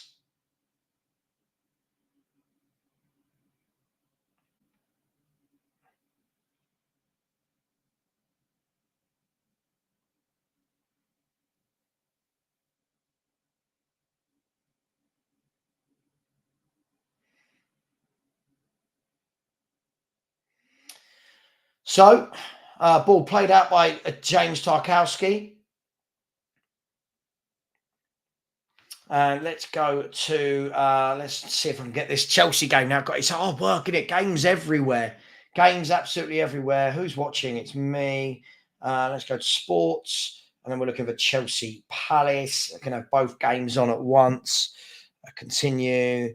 There we go. And it's 1-1. So, okay, so we're back in this game. So, hang on. Let's close that screen for a little bit. Let's look at that screen. Let's turn that goal off for Chelsea. Right, okay. There we go. So I finally managed to get it sorted. We have got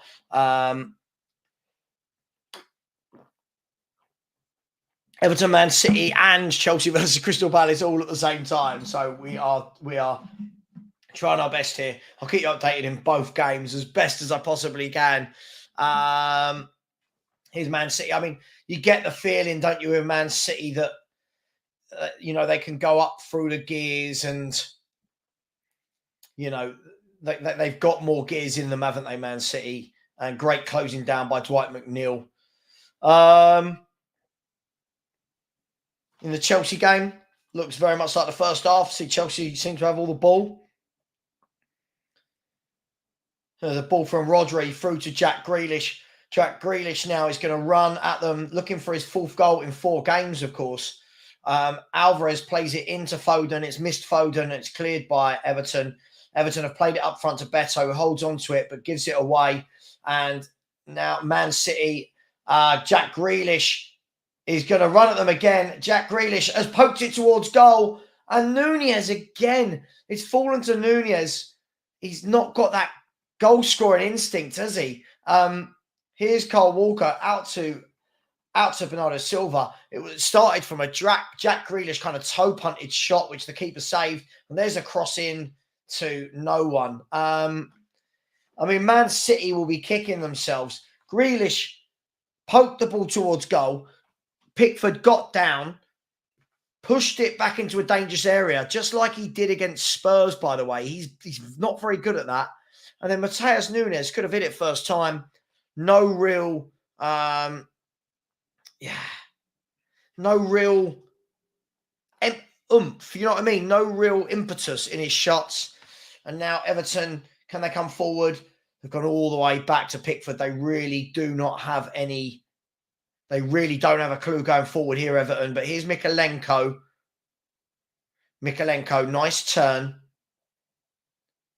he's gone back to the centre halves. Yeah, Brantwaite now can swing a lovely ball all the way, a bit too much. It looked like it was good. In the other game, here's Elise. No, 2 games at once is tough, people. Smash that like button, please. Please be so kind to do that. We've only had 48 likes, and this is a lot of work I'm putting here. So smash that like button. So it's still Brentford 1, Wolves 3. And it's a corner kick to Everton. Akanji played it back to Ederson and he couldn't keep it in.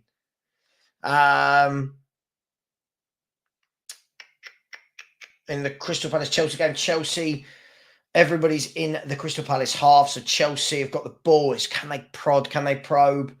They've gone all the way home. Corner kick to Everton here. And they've got to make the most of these opportunities, Everton, haven't they? They've got to make the most of these. They're a big team. You can see that Andre Gomez is tall. Brantwaite, Nana, Tarkowski, Beto. Corner kick whipped in. It's gone over everyone's head. Ake clears it. It was a good corner. Ake's cleared it for a second time. Grealish clears it that time.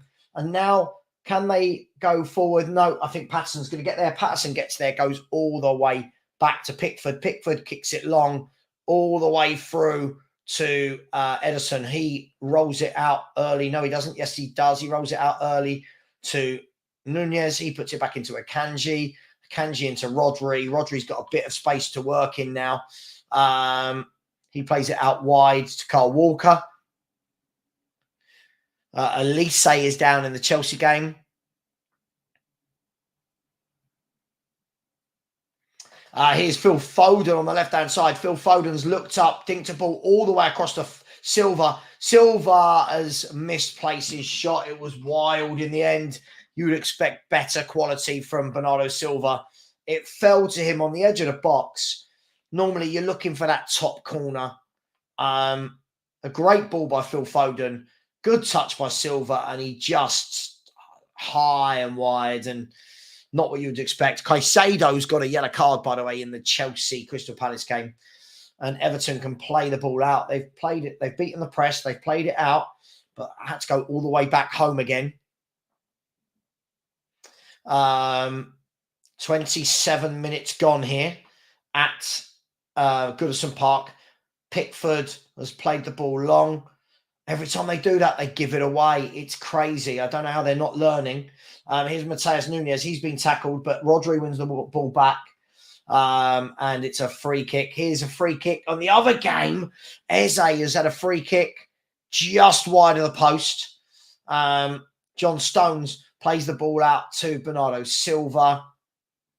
Bernardo Silva back to John Stones, back to Kyle Walker. I mean, having all the football, Man City, just whether or not they can have that composure in front of goal. So far, they've had 3 or 4 golden opportunities and not taken them. 54 passes to 217 in this game. And everything is calm in both games at the moment. So big up to everyone. I am reading your comments, by the way, but it's really hard to read your comments plus do the 2 games. Everton win the ball back in midfield. Here is Garner. He plays it forward. Again, they give it away in seconds, but now Man City have given it away. Here's Beto. Rodri stepped in and won the ball. Rodri thinks he's been fouled. He's crossed it in. It's 1-0. It's 1-0 to Everton. It's 1-0 to Everton from nothing. Rodri is claiming he was fouled. The ball was played down the line, whipped into the middle, and there was, I think it was Dwight McNeil. I'd like to see that again. I think it was Dwight McNeil.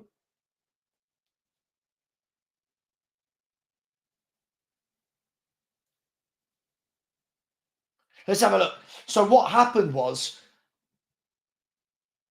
the ball was given away. Garner played the ball through to Beto. Rodri won the ball back. And then as he tried to pass it back to his own man, he fell over, passing the ball into the feet of McNeil. McNeil squared it, and there was Harrison. Yeah, I mean, 1-0. And if you don't finish your dinner, that is exactly what happens, right? If you do not finish your dinner. Goal for Everton in the 29th minute of the match. Everton 1, Man City 0, and Man City have got a lot of work to do here now.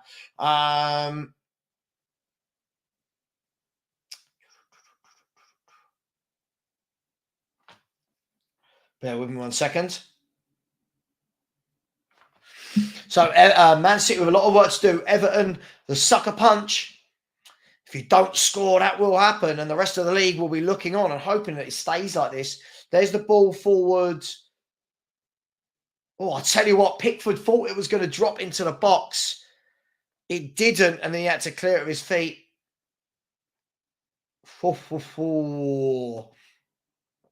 So here's Kyle Walker. In the other game, it's still 1-1. Everton fans very happy, but Man City will be very disappointed. Can they hit back? We'll see.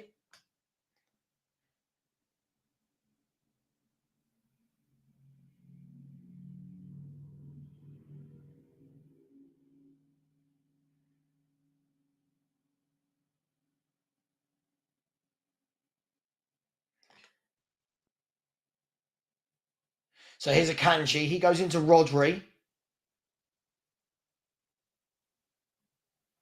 Rodri's gone out wide to Nathan Ake. It looks like Thiago Silva is coming on for Chelsea, by the way, in their game. One back there by Rodri. Bernardo Silva's going to go out there and get it. City have got more men in the box now. Here's Bernardo Silva. He's jinking. He wants a foul. It's gone back to Mateus Nunes. He's not going to get the foul. The cross comes in. Here's Nathan Ake out to Jack Grealish. There's a lot of bodies in that box. Jack Grealish, he's standing his man up. Pulls it back right-footed to the edge of the box. There's Rodri. And a terrible shot from Rodri. Every Man City shot at the moment is high and wide, and Everton will be very happy with that. Oh, yeah, he leant back. His body shape wasn't good. By the way, Lavia is on for Chelsea in the Palace game. Chelsea 1, Crystal Palace 1. It's all happening today. There's a lot going on. But big up to everyone in the chat. Is it time for Pep to leave? What is wrong with people? These people crack me up. Here is Everton. A dink ball through to McNeil. McNeil's going to bring the ball down. Has he got a chance to have a shot there? He's gone out to Garner. Everton have got a bit of space here. Here's Mikalenko on the left. Mikalenko drives it in, and it's an Everton corner. And Man City look like they're still on the beach. I know they've been not on the beach, but they've been away. They don't look at it. They've had chances, but they don't look. There's no cutting edge at the moment. And here is a corner kick from Gomez. Gomez going to whip this one in. Here he goes. Gomez whips it into the 6-yard box to the back post. It's cleared. It's fallen down for... Oh, it's a great save. That's a great save. The ball fell on the edge of the box to Jack Harrison. Jack Harrison kind of half volleyed, if you will. The ball was going in the top corner, and with his wrong hand, Ederson pushed it over the bar. So here come Everton again. Can they get a second? Can they get a second? Corner kick from Gomez, whipped in, headed out. And this time it falls to the edge of the box to Mikalenko, who fires high and wide. Very nearly 2-0. Great effort. Good save. I mean, you'd expect him to make the save, but a very good save. And 34th minute, Everton 1, Manchester City 0. We said before the game, this is a massively important game. Yeah. Massively, hang on. In the other game, Crystal Palace, no, still 1-1.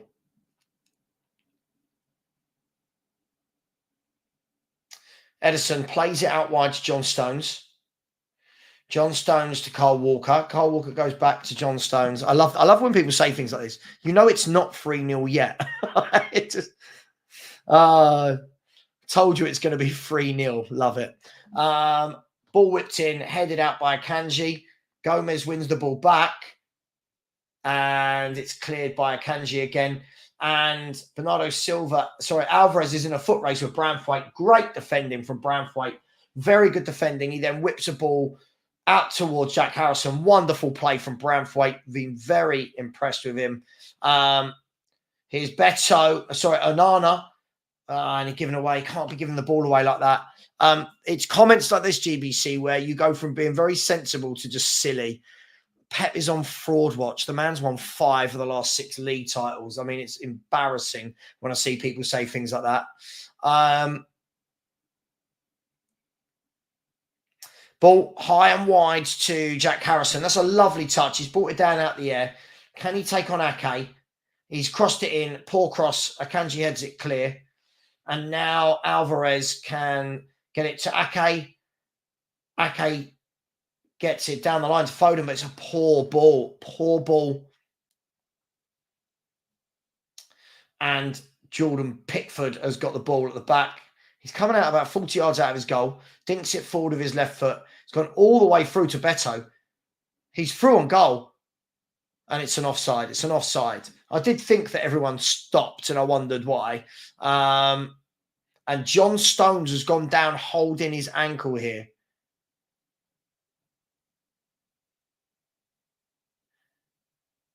Was he off? John Stones has gone down holding his ankle.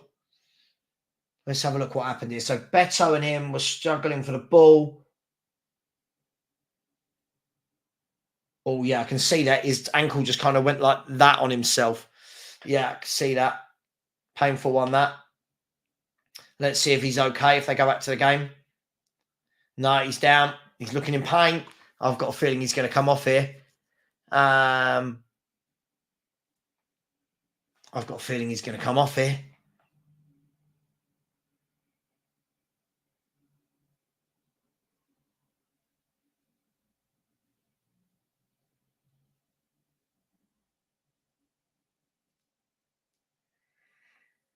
Yeah, I think he's going to come off. He looks in some pain here, people.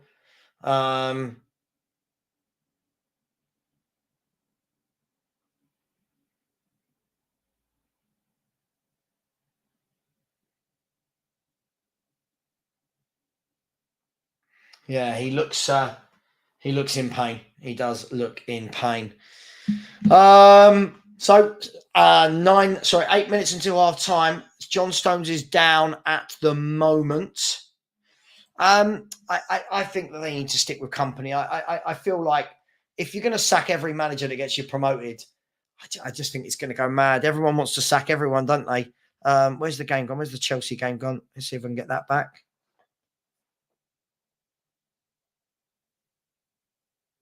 There we go. So in the Chelsea game, still Chelsea 1, Palace 1. Just seeing a replay of the Jack Harrison goal there. Yeah, very un-Rodri-like. I think he's a decent footballer. I'd take Jack Harrison. I think he puts in a good ball. He scores goals. I'd take him. Yeah, for sure. So here is Kyle Walker going to take the free kick for the offside. He goes into Rodri. Rodri turns, gives it to Nunes. Nunes goes out wide to Ake. I think Ake's going to send this down the line. Is he to Grealish? No. He comes back inside to Akanji. He goes out wide to Walker. Bernardo Silva into Kyle Walker. Kyle Walker with a searching ball. It's a great ball, is it? Yes, it is. And that's brilliantly taken by Jack Grealish. That's a yellow card. I believe they call that a professional foul.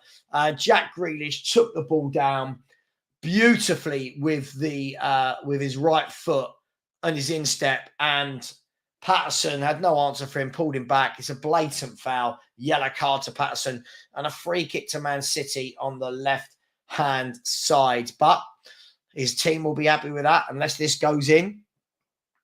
So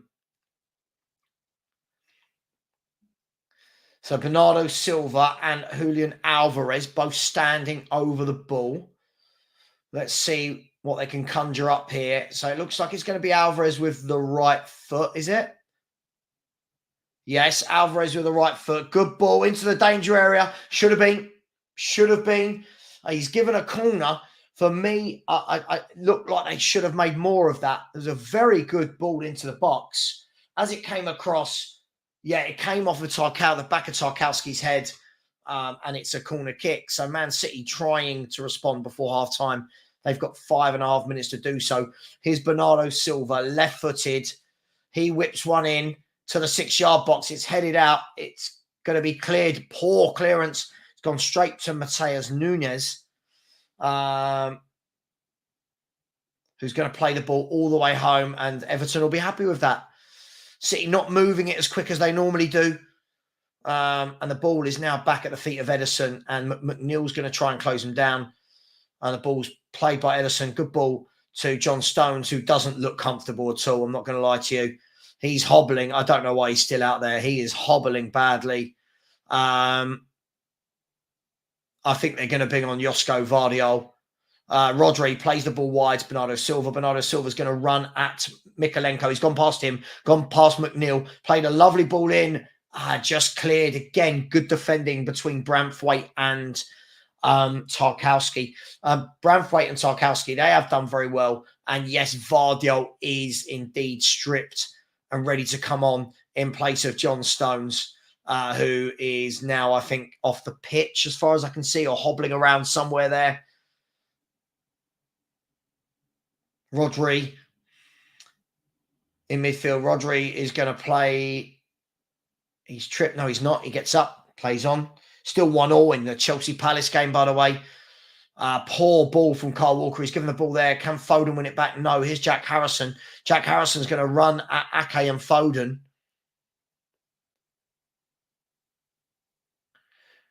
And City have forced them back. Oh, they're living dangerously, Everton, but they've done well in the end. They've got the ball out to Mikalenko. Mikalenko's gone out wide to Dwight McNeil. McNeil with the ball in, but it's poor clearance. But then Rodri does get his foot underneath it. And Patterson is 1-0. He's done well there. Bearing in mind he's on a yellow card. He can't do anything silly. And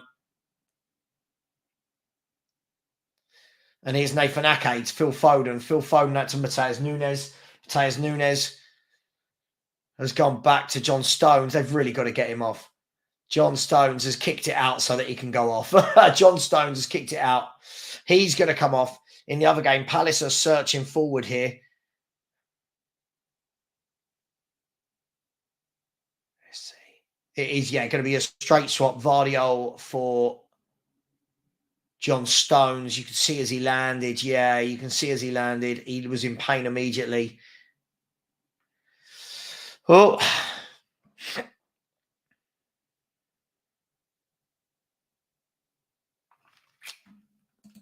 But they are fouls, right? They are fouls, Liston. Players like that win your fouls are invaluable. Arsenal, listen, it's Christmas time. People are with their families, mate. You can only ask people to come on. If they don't want to come on, if they're with their families, they can't. It's not, and people have to give up their evenings to do these things. It's not that simple, my friend. Sorry if you're not amused by me and me alone. So it's going to be Vardiol onto the pitch. It looks like Vardiol's gone to left back and Ake's gone to centre half here. So Nathan Ake to centre half, Vardiol to left back. Here's Rodri. Rodri goes into Foden. Foden swings it through to Vardiol. Vardiol down the line to Jack Grealish. He could just about keep it on, but it was a bad ball into him. And cleared by, you could see the tactic here from Everton. The long clearance again by Pickford. Just hoping that it sticks. Sometimes it is, sometimes it isn't. And it's a foul by Rodri this time on, I think it was Garner. We'll have a look. Was it Garner? Yeah, listen, I agree. I think it's a stupid rule, but hey, I think a lot of the rules need to be looked at, listen, don't you? I think a lot of the rules need to be looked at in football. We've overcomplicated a very simple game. So 68 minutes, 69 minutes gone, by the way, Chelsea Palace. It's not a lot going on every time I look over there. Everton, though, sweep the ball wide.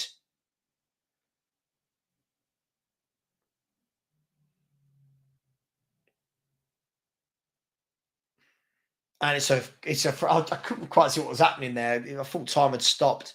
It's a free kick to Man City. Here is Kanji. Bring out the area. This reminds me very much of Man City versus Luton, where the first half they were a bit lackadaisical and then stepped up at the second half. I think they need to step up if they're going to get anything here, because Everton will be very, very happy with how this first half has gone. Very, very happy. So Kanji playing it one to Walker. Walker into Rodri. Rodri's going to drive through the midfield. Lays it off to Bernardo Silva. He lays it back into the path of Kyle Walker. Walker to Matheus Nunes. He's been thoroughly disappointing for me, Matheus Nunes. And now Everton can go forward. Can they? No. Jack Grealish has won it back for them. And well done. Good defensive work from Jack Grealish. Broja is coming on for Chelsea, by the way. Here's Jack Grealish on the wing. Jack Grealish plays it into Vardiol. Vardiol to Ake. I'll let you know. Looks like there's going to be 3 minutes of added time. I don't know how they worked that out. John Stones was down for about 4, but 3 minutes of added time here. Carl Walker driving forward with the ball. He's looking for an option. He's still driving. He's gone out wide to Bernardo Silva. He's going to try and put it on his left. Plays it inside to Akanji. Akanji inside to Rodri. Rodri goes out wide again to Vardiol. Vardiol is going to have a shot.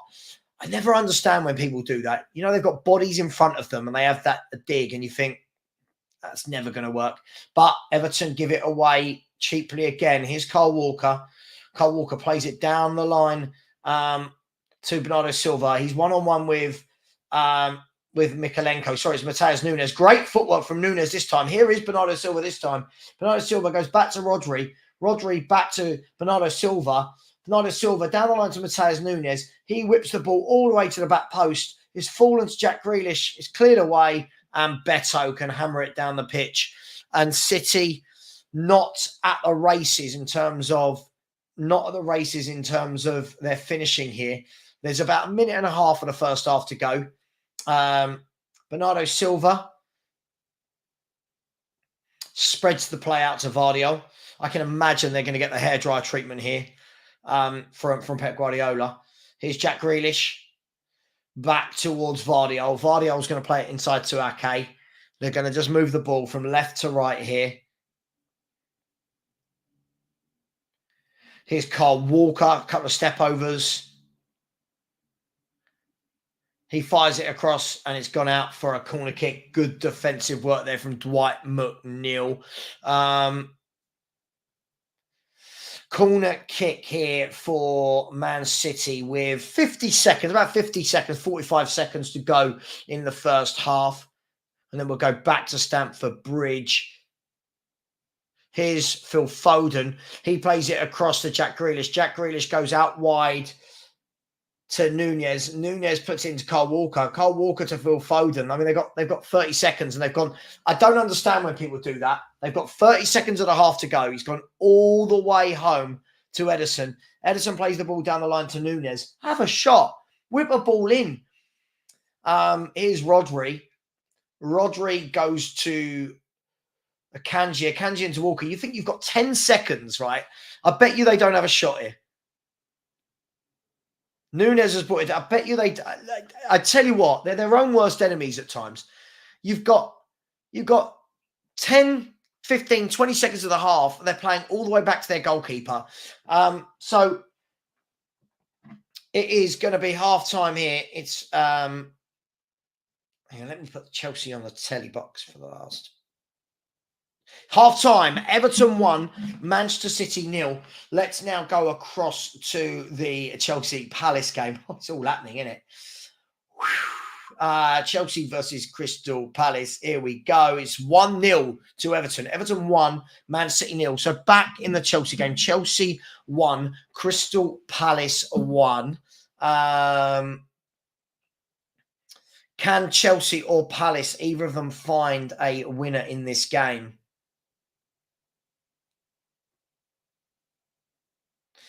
Ball spread wide to Chelsea, by Chelsea.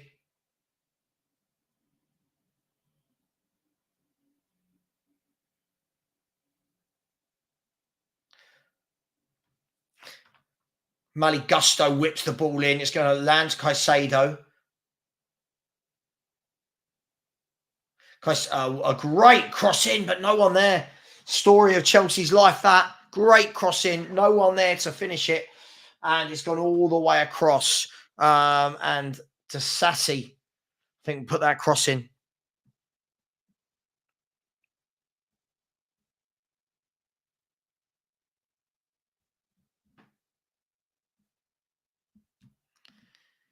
And in the other game, it's still Brentford 1, Wolves 3. Here is Madueke twisting, turning, edge of the box. Good defending at the moment by Mitchell. Yeah, good defending. He's made him play it backwards. Here's Thiago Silva. Chelsea, I mean, certainly intensity in the last few minutes that I've seen, trying to push for a late winner with 14 minutes to go. It's all Chelsea. Here's Thiago Silva. And it's 2-1. It's a goal. They scored. I thought it was offside. Nicholas Jackson has scored. They're going to check it. But Thiago Silva whipped in a ball. It wasn't a good cross. It hit the bloke in front of him. And the loop took the ball to the back post. And there was Nicholas Jackson, who, from what I could see, it was like a little bit of a topo. Let's have a look. Nicholas Jackson scoring goals. You've got to laugh, haven't you? You've got to laugh. So if we look here, Thiago Silva, I think it's going to be offside. No, hang on. Hang on. It came off Elise or Eze. So what's the rule? It came off Eze. What's the rules these days? I think he was offside with the original cross, but it hit the defender first and looped up. What's the rules? Anyone? Anyone know the rules? Is it a good goal? Have they given it? I get the feeling if that had... I mean, he's off. He's offside, right?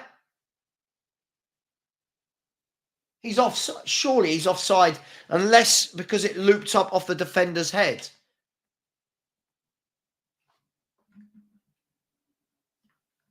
Just so many rules now in football. It used to be such an easy game. Honestly, I think more goals are disallowed than given these days.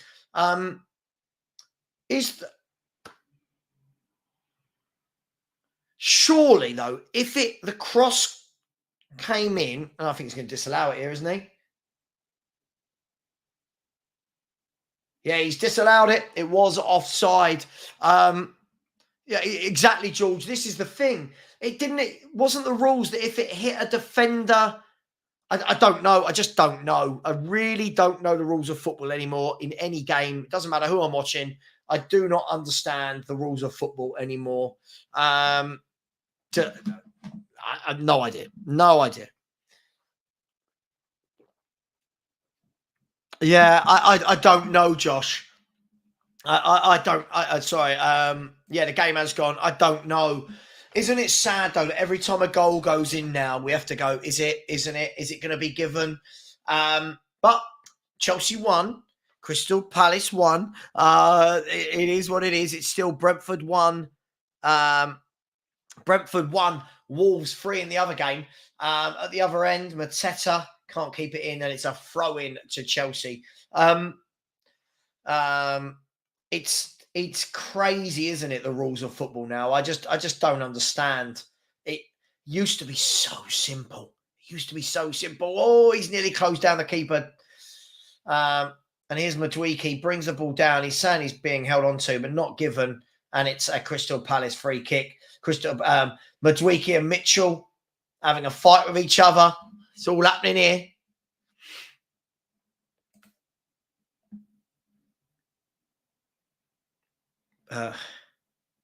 Yeah, but this is what I mean. I just don't understand. Like sometimes they're given. I saw one the other day of those that wasn't given like that, and I just don't. I don't know. It is what it is. As we go into the last 11 minutes of the Chelsea versus Crystal Palace game, absolutely, George. Absolutely no break. I've been streaming for hours today and only 63 likes. I'm doing it without any super chats, nothing. No one subscribed. You know what I mean? Come on, people. I'm trying my best here. The least we can do is like. We've not had one subscriber throughout the evening. So if you haven't subscribed, there is the link. So yes, it's half time. Everton 1, Man City 0. Brentford 1, Wolves 3 is in the last 15 minutes of the game. Acid T Winner said we had one where someone's offside by a mile. We're winning already, and they allowed the goal despite. Yeah, mate. Honestly, I do feel that the lawmakers are killing football. I do feel like everything now is disallowed. It feels like everything is disallowed. Right, here's Eze. Oh, he played a bit of a hospital pass. Oh, it's a bad slip by Thiago Silva. Here is Palace. Can he whip it in? It's a poor shot in the end by Elise. And then a good shot by Elise, pushed away by Petrovic. Thiago Silva coming on and nearly gifting Crystal Palace a winner. Elise, first shot wasn't very good. Second shot was, and Petrovic had to get down and save it.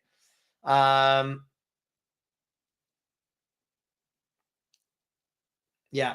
I mean, you'd expect the keeper to save it, but he had to save it, and he did.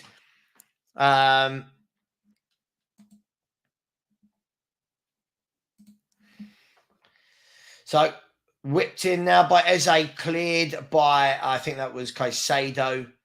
Back out wide to Elise. Is Elise going to whip this in? He is, he's whipped it in, cleared that time by Thiago Silva, and now Chelsea can break, can they? Malo Gusto puts his foot on the ball, now dinks it down the line, and it's out for a throw-in. They are very slowly but surely, they are, aren't they? They are being dragged into that danger zone.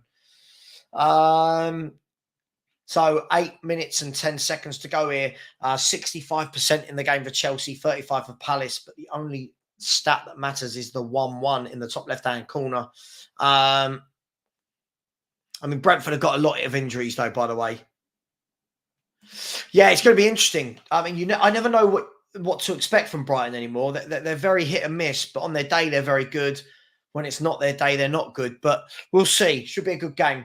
And we'll be doing a watch along for it tomorrow. So hopefully you guys will be with us for that. Thiago Silva with a long ball through to Broja. Broja took it down brilliantly and volleyed it wide. I don't know if the offside flag was up. Probably. The offside flag's always up. What a ball by Silva. Dinked it. Was he offside? No, he was onside. It's a lovely ball from Thiago Silva. And Broja took it down wonderfully and volleyed it wide. Lovely touch with the right foot. Then volleyed it with the left, but didn't have the accuracy on that at all. And Chelsea Again, not being able to finish their dinner is causing them a real problem in games, isn't it? Chelsea won, Palace won. I can only imagine Chelsea will be going all out for a forward, all out for a centre forward, won't they? Here's Maligusto into Caicedo. Back to Maligusto, and it's a free kick to Chelsea here. Oh, yeah. See, players like this, proper goal scorers. Yeah. I mean, we could play this game all night when we talk about goal scorers. People tell me I'm nostalgic. Strikers used to be able to score goals. Strikers used to be quality at putting the ball in the net.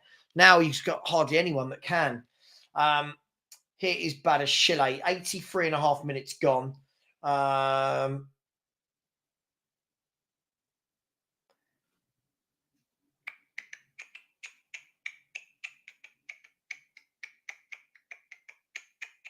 Here's Badashile. Took ages to pass that ball. Gusto into, was that, oh, nice footwork, whoever that was. Is that Caicedo? Or is that Nicholas Jackson? That was lovely footwork. He's laid it off to Broja. Can't knock him for that. Here's Broja. Do you know what? I always feel that's a great ball. Has he got it? No, Broja. They're asking for a handball. Every time I watch Chelsea, by the way, it's Brentford 1, Wolves 4. Brentford 1, Wolves 4. Absolutely crazy scenes at Wolves, and Wolves are flying up that table. And the goal scorer, who scored the goal? Anyone? Bellegarde, apparently. Bellegarde got the goal. 4-1. Wolves flying up that table. Every time I watch Chelsea, I feel like it's a carbon copy where they're pushing for a goal, can't quite get it. Pushing for a goal, can't quite get it. Maduiki's gone down. They want a penalty. The referee's having none of it. And now Palace have a 4-on-3. Palace have a 4-on-3. Here's Eze dancing, dribbling, and that is a massive waste. What a waste that is. And now Chelsea can counter-attack. Oh, what a bad ball that was. There's the ball down the line, and Maduiki's injured. Maduiki's down holding his knee. It's all happening here. And Palace have gone up the other end. Palace down the other end. Here's Elise. Got the ball on the right-hand side. Cuts in onto his left. Dinks it to the back post. It's not the worst ball in the world. And it's headed out. And it's a corner kick. Maligusto. Chelsea were asking for a penalty on Maduiki. I didn't see it quick enough. Nothing screamed penalty for me, but they were asking for it. Let's have a look. So the ball was headed out from the corner. I'm not sure, you know. I'm not sure. I think that's a penalty. I think that's a penalty. His standing leg, he takes it. I think he's going to give a penalty here, people. I think has it gone to VAR? I think that's a penalty. I do. Anyone else? Chat Sport said pen. Amy said no. How's that not a penalty, Amy? He's taken his standing leg. Look at that. Look at that still shot, Amy. That's a penalty and a half. That's a penalty all day long. That's a penalty. Call it for what it is. It was a lazy leg hanging out from is that Eze? It's a penalty for me. This is in the Chelsea Palace game. Chelsea Palace game. I think it is for me. I don't know if he's going to give it. We're going to find out. The referee's giving it this. He's given a penalty. It is a penalty to Chelsea. I did think it was. Yeah, you are right. You are right. It has become a guessing game. It's got Amy. It's gone. It's penalty. It's penalty. I did think when I saw the first replay, I thought definite penalty.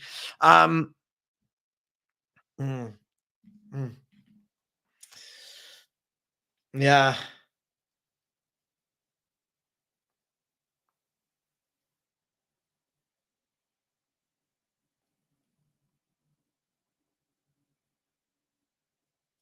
So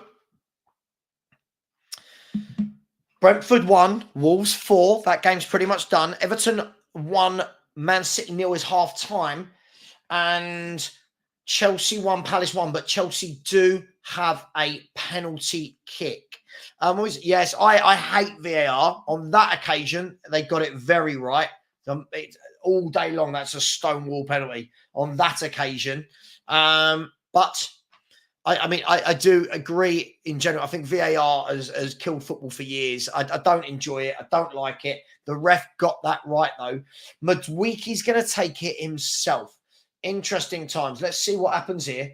Chelsea have struggled to win games. Could this be in the 89th minute? Could this be a winner for Chelsea? Can Dean Henderson make himself a little bit of a hero here? Let's see. Maduiki. I think it's midweek, pronounced that. Maduiki's going to step up left-footed, only a 2 or 3 yard run-up. Henderson trying to make himself as big as possible. He steps up, and it's 2-1 to Chelsea. It was a very good penalty in the end. He steps up, and Chelsea have gone 2-1 up in the 89th minute. Is this the luck they've been missing?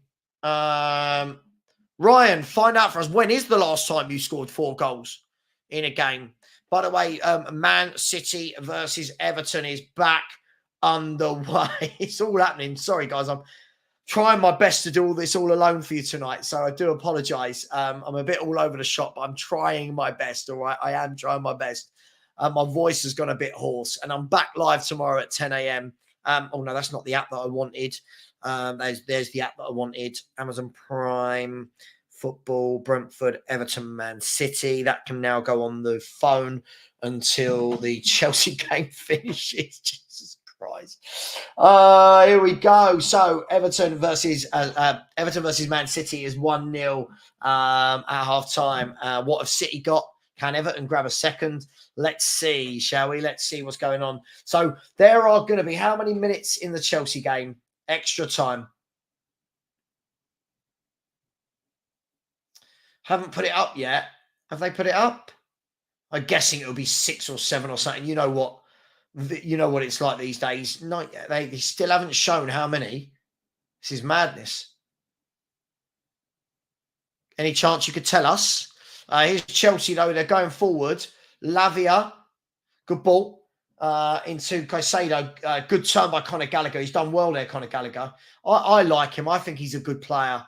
I think he gets a lot of bad heat, but I think he's a good, honest, hard-working midfielder. A man. He's a proper man, isn't he? None of this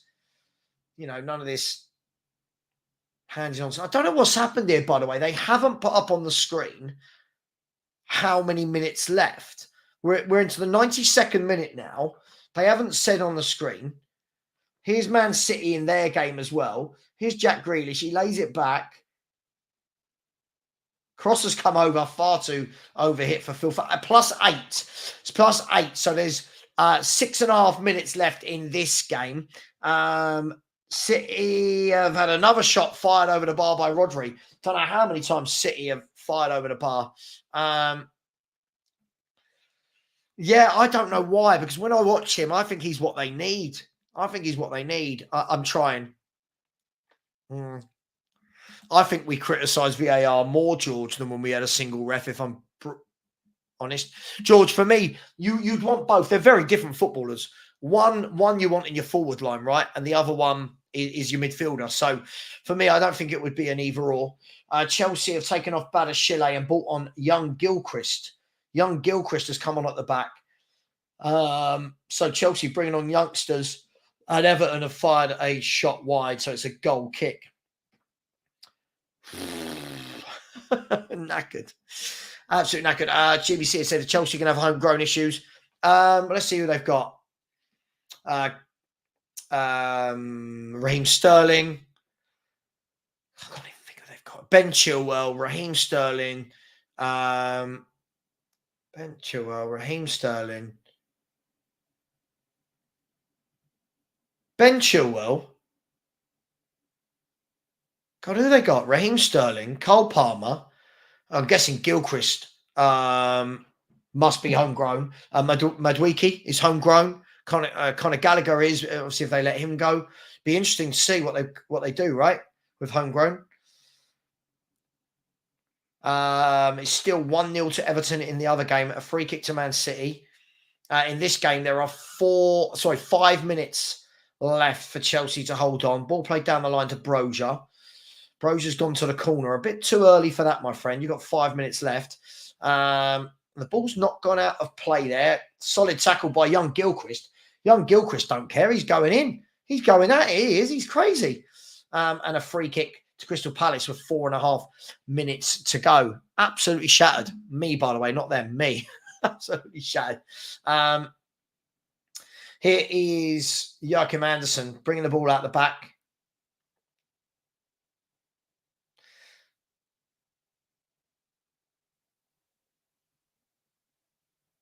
And we'll go back to the Man City game as soon as this is finished. A lovely ball into Elise. He's had a dig, and Petrovic saves comfortably. In the other game, Man City driving forward here with Jack Grealish. He cuts inside a second player. He's got lovely footwork as Jack Grealish plays it in.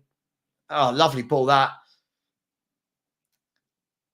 City just don't look like they've got that cutting edge at the moment. They'll desperately be wanting to get Kevin De Bruyne and Haaland back.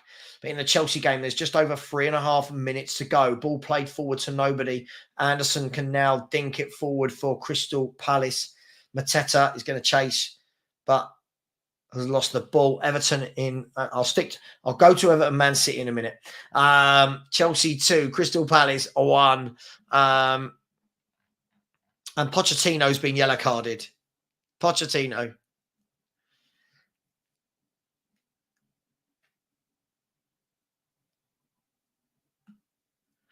Is that Mr. Box Office? Big up, Mr. Box Office. Yeah, I think he's a good player, Paqueta. He's a very good player. So there are 3 minutes left for Chelsea to hold on or for Crystal Palace to equalise. 2-1. It's in the balance. So is the Everton-Man City game. That is 1-0. So it's all happening. Long high ball for Everton, cleared by Man City, and Man City can come forward with numbers now. Here's Rodri, played a lovely through ball into Bernardo Silva, and it's a goal kick in this game, but Bernardo Silva plays it into Rodri. Rodri now plays a lovely searching ball out towards Jack Grealish. Jack Grealish is one-on-one with his defender. Is he going to go on his right, his left? He pulls it back. It's a poor ball by Jack Grealish. That's not like him, but one back by Akanji. Very well won back there. Man City can attack again. You get the feeling this is going to be lots and lots of attack versus defence in this second half. And it should be 1-1. It should be 1-1, but lovely defending by James Tarkowski. What a pro he is. I'd love James Tarkowski as one of my 4 centre-backs. I think he just does such a good job. Corner kick here for Man City. Should have been 1-1, but here's Alvarez. Alvarez plays it back to the edge of the box, laid off to Kyle Walker. Walker lays it off to Jack Grealish. Jack Grealish now can play it all the way back across the edge of the box. Chelsea have got 1.5 minutes to hold on, but they've played it down the line to Nicholas Jackson. Nicholas Jackson is holding it up. I thought he was going to have a shot, and it is 1-1. And by the way, George, are you in the chat? George, Phil Foden has just scored for City. You've just won your bet. Phil Foden has just scored for Man City, George. You've just got your betting. Anyone who missed this, George had, tell me if I'm wrong, hang on, let me tell you what happened. Jack Grealish played it to the edge of the box. Hang on, I'm trying to watch 2 games at once here. Played to the edge of the box. And Phil Foden from about 25 yards out. Lovely left-footed shot, low into the corner. It took a slight deflection, I think. But I'll tell you what, George, what was your bet, George? Was it Hwang Hee-chan, Phil Foden and Mudryk? £2 to win back 72. What a great bet, my man. What a great bet. Well done to you. And it's Everton 1, Man City 1. 97.5 minutes gone in the Chelsea game. And Chelsea look like they're in the way for the win. Man City are in again here. They've stepped it up massively. The ball has gone into Alvarez, out to Silva. Well defended, but Alvarez again. City are turning on the style here. A low cross in, across the goal. And he's hit I'll tell you what, I don't know what's happened there. The ball was fizzed in. and it hit the base of the post, I think. The ball was fizzed in. Oh, nearly. Phil Foden again. Nearly Phil Foden again. Oh. And the Chelsea game is in the 99th minute, so technically it should be over. We're into the 99th minute. Looks like, big up. Phil Foden's a wonderful player, by the way. I remember seeing some nonsense on a show the other day about, he's not hit the heights. He's had a wonderful career, and he's only 23. He's done absolutely brilliantly, and people want to knock him. Chelsea now trying to run the clock down. 98 minutes and 30 seconds. It's a throw into Chelsea, deep in the other half. Absolutely. Southgate's such a, Man City coming forward again. Lovely ball played out wide there. The Chelsea game is over. Chelsea have beaten Palace 2-1, a much-needed win for Pochettino. And I'm just going to bring up the Man City game on my TV. 1 second. Please bear with me. I'm trying my best. This is a nightmare when you do it on your own. What do you mean this game is currently unavailable? Is it because I've got it on my phone? What do you mean this game is unavailable?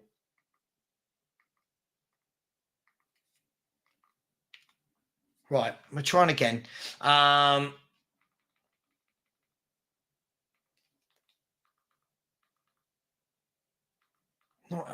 tell you what, I hate Prime. Anyone else hate Prime? Sorry if you work for Prime.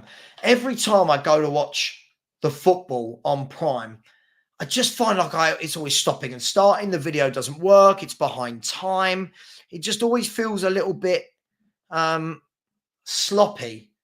We say, while we're doing that, big up, George. Big up, said, get yourself a drink, Savva. Thank you so much, George. I really appreciate that, my man. I will get myself a drink. Thank you so much.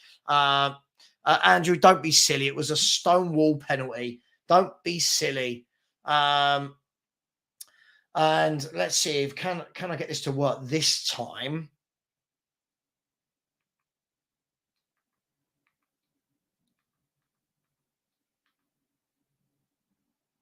Watch live. There we go. This is what it should be. Okay, thank you, George. Really, really, really thank you very much, George, for the super chat. Really do appreciate you, my man. And well done on winning your bet.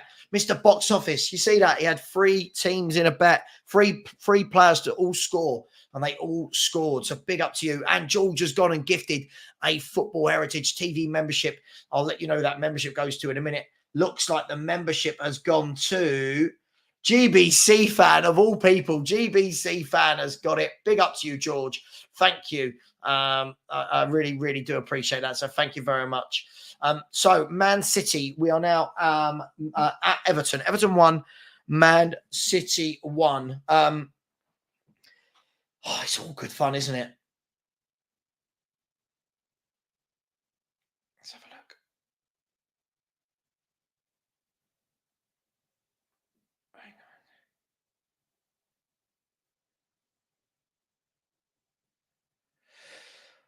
So I have a little bet on this game. Do we have a bet? Is there anything worth betting on? That's a lovely skill there. Whoever that was in the Everton shirt, but giving it away, and they can go forward. A Brentford 1, Wolves 4 is a full-time. It's a full-time result.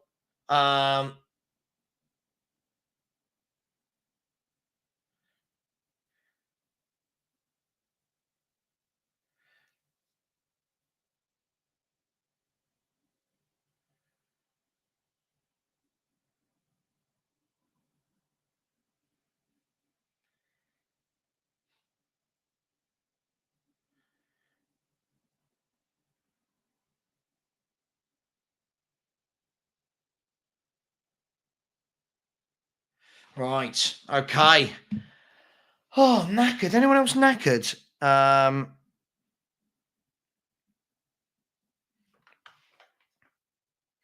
out to Jack Grealish. Jack Grealish is going to run at Patterson. He pulled it across. Great defending from Patterson. Great defending there. And it's full time. Full time that game. Great win for your boys. 4-1 away. Akanji's being booked. I think that was for the earlier tackle. Yes, yes, yes, they are. The memberships are randomly picked. Randomly picked. So thank you very much, George. That was very kind of you. So 58 minutes gone here.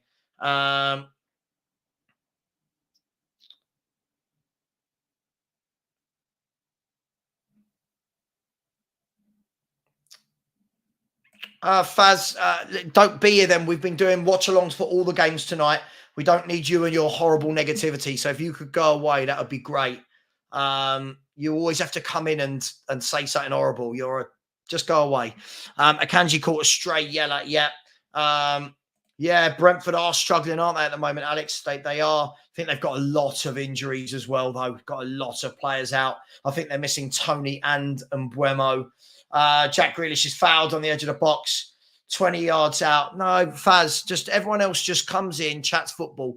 You always have to say something. It really annoys me. I'm saying, who cares about the Chelsea match? We're doing a live Premier League score show. It's not about Tottenham tonight. And you have to come in and just be, you're a horrible human being. I'm sorry, I really don't like you. You're not nice. Sorry, please just go away. Everyone else in here always seems to, everyone else in here just seems to get on with it. And you have to always have a dig, and you're right there. When anyone has a pop at me, you're one of the first ones there to have a dig. I don't really like it when you come in the chat. You're not a nice bloke. And I shouldn't really react to you, but it is what it is. Free kick to Manchester City here, which Faz won't care about. Man City game or Everton game, whatever.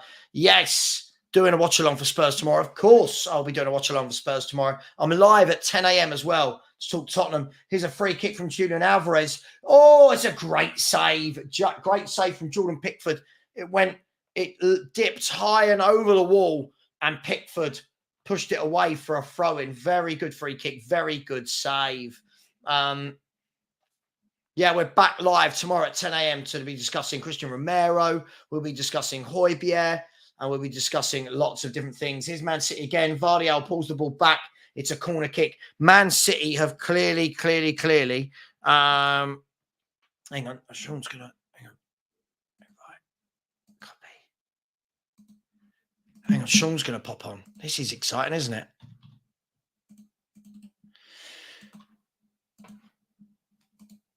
Let's put we're going to have to put the headphones on. Corner kick deep. Pickford's missed it. Oh, Phil Foden's nearly scored. That's handball. That's a penalty all day long. I'm calling it right now. Penalty. He's given a penalty to Man City. Called it all day long. Watch this if you get the chance. It was a blatant penalty. Just sending the link to Sean. Oh, I'm knackered. Absolutely knackered. Big up. I mean, the shot from Ake, and it hit his arm up there, was it? Yeah, they're going to be given those. They're going to be given. And Man City have really turned the screw in this second half from what I've seen. And it looks like Kovacic was about to come on. I'm not sure if he'll still make that sub.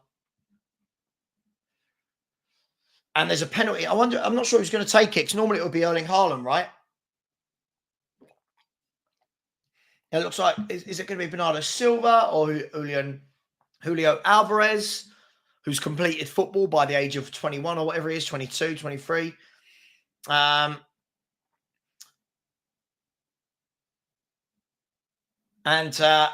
City have, they've turned the game. Yeah, it looks like it's going to be Alvarez.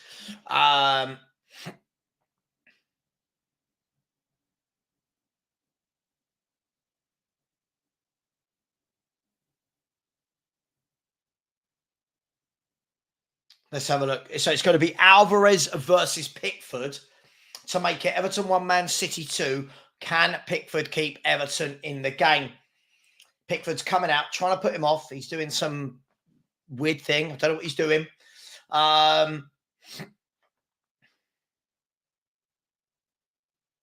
Julian Alvarez. This will be the second penalty we've seen in about 15 minutes. We saw one from Madueke that was buried bottom left. Can Alvarez follow suit? He steps up and he scored. It wasn't the best penalty. It went through Pickford And Man City have turned it around in 22nd half minutes. It is Everton 1, Man City 2. Romero did a similar handball v United. Sean. All right. I've done about 10 hours of streaming today, and I've done all of this on my own, all 3 games. I'm so happy to see a human being. How are you, mate? You've watched all 3 games? Well, all simultaneously, like the Brentford and the Wolves and the Chelsea and the City game all once. And so are you neglecting the darts? Am I neglecting it? Yeah, but I mean, I haven't got time to do the darts and the 3 football games. I'm not that good. Well, I mean, that's where you need to improve. You know? Did that 16-year-old win? He did, didn't he? Right? Yeah. The guy's incredible, mate. Kid's wow. Incredible. He doesn't look like he's 16. I think he's the Nwankwo Kanu of darts. Is he that kid that we all played against in a school game, and you look at the other team and go, "There's no way." How is this guy 13 years old? He's got a 5 o'clock shadow, and his kids are waiting by the car. Yeah.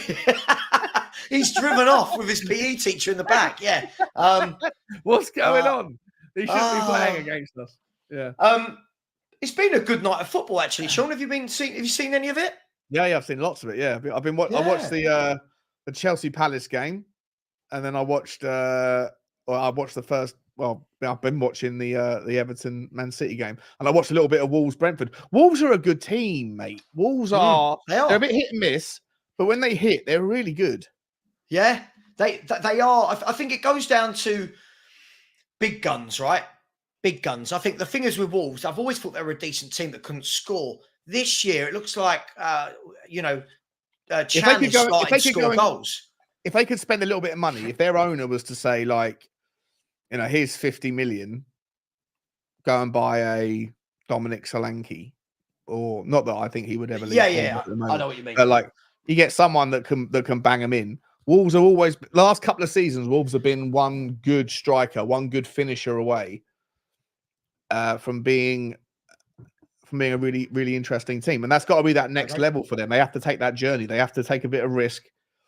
And they must have the money, right? Because they sold Mateus Nunes late on in the window. And hang on, Ryan Griffiths is in here. He's a Wolves fan. What did you spend in the summer versus what you brought in? You must have some money at the club, right? By the way, George, who's in our chat, Sean, I'm not sure if you saw this, George in our chat had a £2 bet tonight on Chan, Mudryk, and Phil Foden to all score. And they've all scored. £2 turned into 72. It's good, isn't it? 36-1. 36-1, yeah. On who? On Chang from Wolves, Mudryk and Phil Foden. It's a multiplier. Yeah. That doesn't sound like that's that great odds. I would have thought that you got better than that. It's score any time. I think the score any time market. Not that I'm not a mathematician, but I think that the score any time market is ridiculously underpriced. I really do. I think I don't know if you're a betting man. You are a betting man, aren't you? You love to bet. Yeah. I find that I've got one on right now that could make me. What have you got?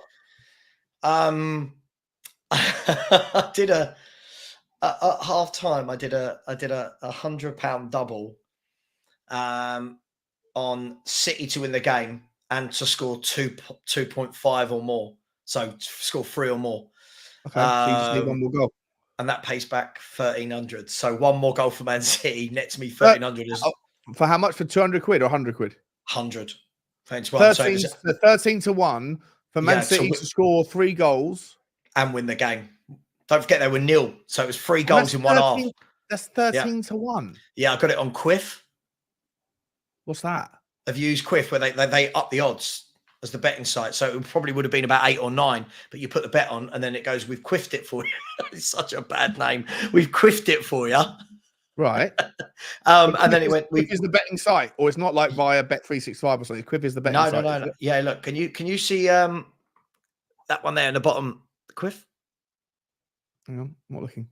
Quiff is the bottom map. Okay. Yeah. Right. Yeah. 13-1 seems. They've upped it. No, it probably would not have been 8 or 9, but I suppose because City would need to then come from behind plus score 3 goals. What time did you have the bet on? When did you have the bet? Oh, at half time. Oh, okay. Yeah, oh, okay. yeah, Well, 1-0 down. Yeah, 1-0 down. So, yeah, that makes sense. That makes so sense. just one more for City is a very nice Christmas. But you had anything You had tonight? You had £100 on it at half time. Yeah, and they were 1-0 down, but they're gonna win the game and you win and score 3 goals. Gee whiz. Yeah. Because I listen. I know everyone knocks them. I just think when they want to play, I mean, they've not done it yet. By the way, they've not done it. They've only got 2. They're probably going to. They're probably going to. But when they want to play, it's like they turn it off and on, which is a dangerous thing. But how nice must that be as a club when you can just turn it on when you want to play? Yeah. But I don't know. I always thought I could do that in the club when I was like 18, 19 years old. Yeah, I don't want to chat them up. I don't want when I want to chat them up. I'll get to them when I want to, mate. Stop annoying me. I'm like, calm down. Everyone's got to calm down. And then eventually I go over there and I come back between my legs. Nah, they're not for me, mate. They're not for me. Nah, I love it. There's half an hour left. Better start chatting to some girls. Let me know when the lights come on. I'll start talking to them then. Those were the days. That was the real quiff. That was because of the quiff that I had at the time. Yeah, absolutely. And you got Chelsea grabbing a win tonight. I thought they were decent tonight. Chelsea. Thought they played all right. Let me ask you a question. I've got a series of questions to ask you. Go for it. Why not? As a ball-playing striker, Dominic Solanke or Richarlison? If you were a non-Tottenham fan, and you were just saying, rate the player. I don't rate either of them. I don't rate either of them. I hate this question, by the way. I don't feel like I'd be too bothered either way. It's why I don't want Spurs to sign Solanke, because I feel like, is he that much better than Richarlison, or is he just a forward that's in good form? That's my worry with him, Sean, that he's just in. Right? Yeah. I think we do this a lot. People are doing it with Garassi in Germany, right? A player has a good 6 months and everyone goes, oh my God, they're 100 million and they go to goals. And I'm not sure, where's that been for the last 26 years of his career? Do you know what I mean? Where's that been? Although I think with Solanke, for me with Solanke, I think he's doing. I agree that it's too early to tell, so you don't go and spend 60 million quid on him. But I do think that for him to have scored 11 goals in a Bournemouth team is 12. pretty impressive. Yeah, 12 goals. 12 goals, is it? Yeah. I think it's very impressive. I think he's got a great first touch. I think he's a good player. I think he's homegrown. I don't think he's worth anything more than 35 million, 40 million quid. But then I didn't think Højlund was worth 60, and I didn't think Richarlison was worth 60. So maybe I've just got I'm a bit of a Scrooge when it comes to figuring out the correct pricing for strikers. No, but do you know what I think it is more than anything, Sean? I don't even think now it's what is Dominic Solanke worth. I think it's more about what would Bournemouth want to let go their star player, right? Do you know what I mean? Rather than how good is he, it's might come to us. Bournemouth. Yeah, he could come to us and be a bit part player. He's the bloke that's going to keep Bournemouth up and mid-table-ish. You know what I mean? So it's I don't know. Would you want him? Would you take him? I wouldn't take. If you said to me right now, bring him in and he is the Harry Kane replacement, I would say no, not at all. Right? Yeah. And if you said to me he is he's 60 million quid, I'd say absolutely not. But if you were to turn around and say to me, you could get a Todibo, I don't know where I land on the midfielder, but just for argument's sake, a Conor Gallagher, who I think is valuable. I think he is a good player, but just for insert whichever whichever midfielder you want in there. If you could get a Todibo, if you said your January window is Todibo, Conor Gallagher, and also Solanke, then I'm like, oh, that's not that bad, especially as it transforms your homegrown number, right? Like your homegrown number right now, and homegrown is so important. And Tottenham haven't got anyone apart from Maddison and Brennan Johnson. If you value Brennan Johnson, now I think I can see the trajectory for Johnson, but a lot of people don't. So for those people that don't like Johnson, then the only homegrown player that you really fancy at Tottenham is Maddison. Yeah. After that, I know Pape Sarr slips into homegrown, but those people that are banking on that, for what it's worth, Destiny Udogie slips out of youth and slips into non-homegrown next season as well. So there's another counterbalance, right? Yeah. So you've got Foster, you've got Austin, you've got the other goalkeeper, Whiteman, you've got Sessignon, Ollie Skip. Like we got the dregs of a of homegrown, homegrown players. So you have to level up the homegrown. Yeah. And if you were to say to me, Dominic Solanke for 30 million quid or 35 million quid, then when you kind of factor that stuff in, you kind of go, okay, it gives you freedom to do other things. You can then let go of Sessignon, you can let go of Skip, you can go and get a better midfielder who is like a Zubamendi, because you know you've already covered it. You've got the homegrown balance by getting someone like Solanke. Like, you know what I mean? It gives you options in the conversation that you don't have if you. At some point, you have to get a better homegrown, and I don't know where you go to get a better homegrown. Illing Jr. from Juve. Everton. Oh, how's he not scored that? Dominic. Got to put those away. Got to put those away, mate. Oh, wow. It was. I'll tell you what. I'm always quietly impressed with Jack Harrison. You know that. Yeah, I like Jack Harrison. When we were linked with him last January or last summer, I was like, I don't mind that. Everyone told me I was a moron. I would take Jack Harrison over Brennan Johnson. There you go. That I would rather him than him. Mate, do you know what? This time last year, everyone was saying that I was like, I don't mind Anthony Gordon. Everybody was telling me I was absolute clown because Anthony Gordon's a moron, but he's turned out to be a brilliant signing for Newcastle. Yeah, he's a good player. He is good. I think the thing with Gordon, it was everyone was worried about the price. You hear things, don't you, about attitude and things like that. But when they're that young, you know, that's where it's down to the man management and getting the best out of them and putting your arm around them. And that's where Ferguson was excellent, right? That's where Pep Guardiola is excellent and Wenger was. They get these young players and go, oh, you want to play for me? Cut out all that shit. You know, there's none of that attitude. Yeah. You know, if you get subbed off, none of that theatrics. You're part of a team. Yeah, I agree. But yeah, I didn't hate the idea of Jack Harrison. I'm not sure if all these that sort of level player, they come in with like a millstone around their neck where everyone is waiting for them to not be good enough. Yeah.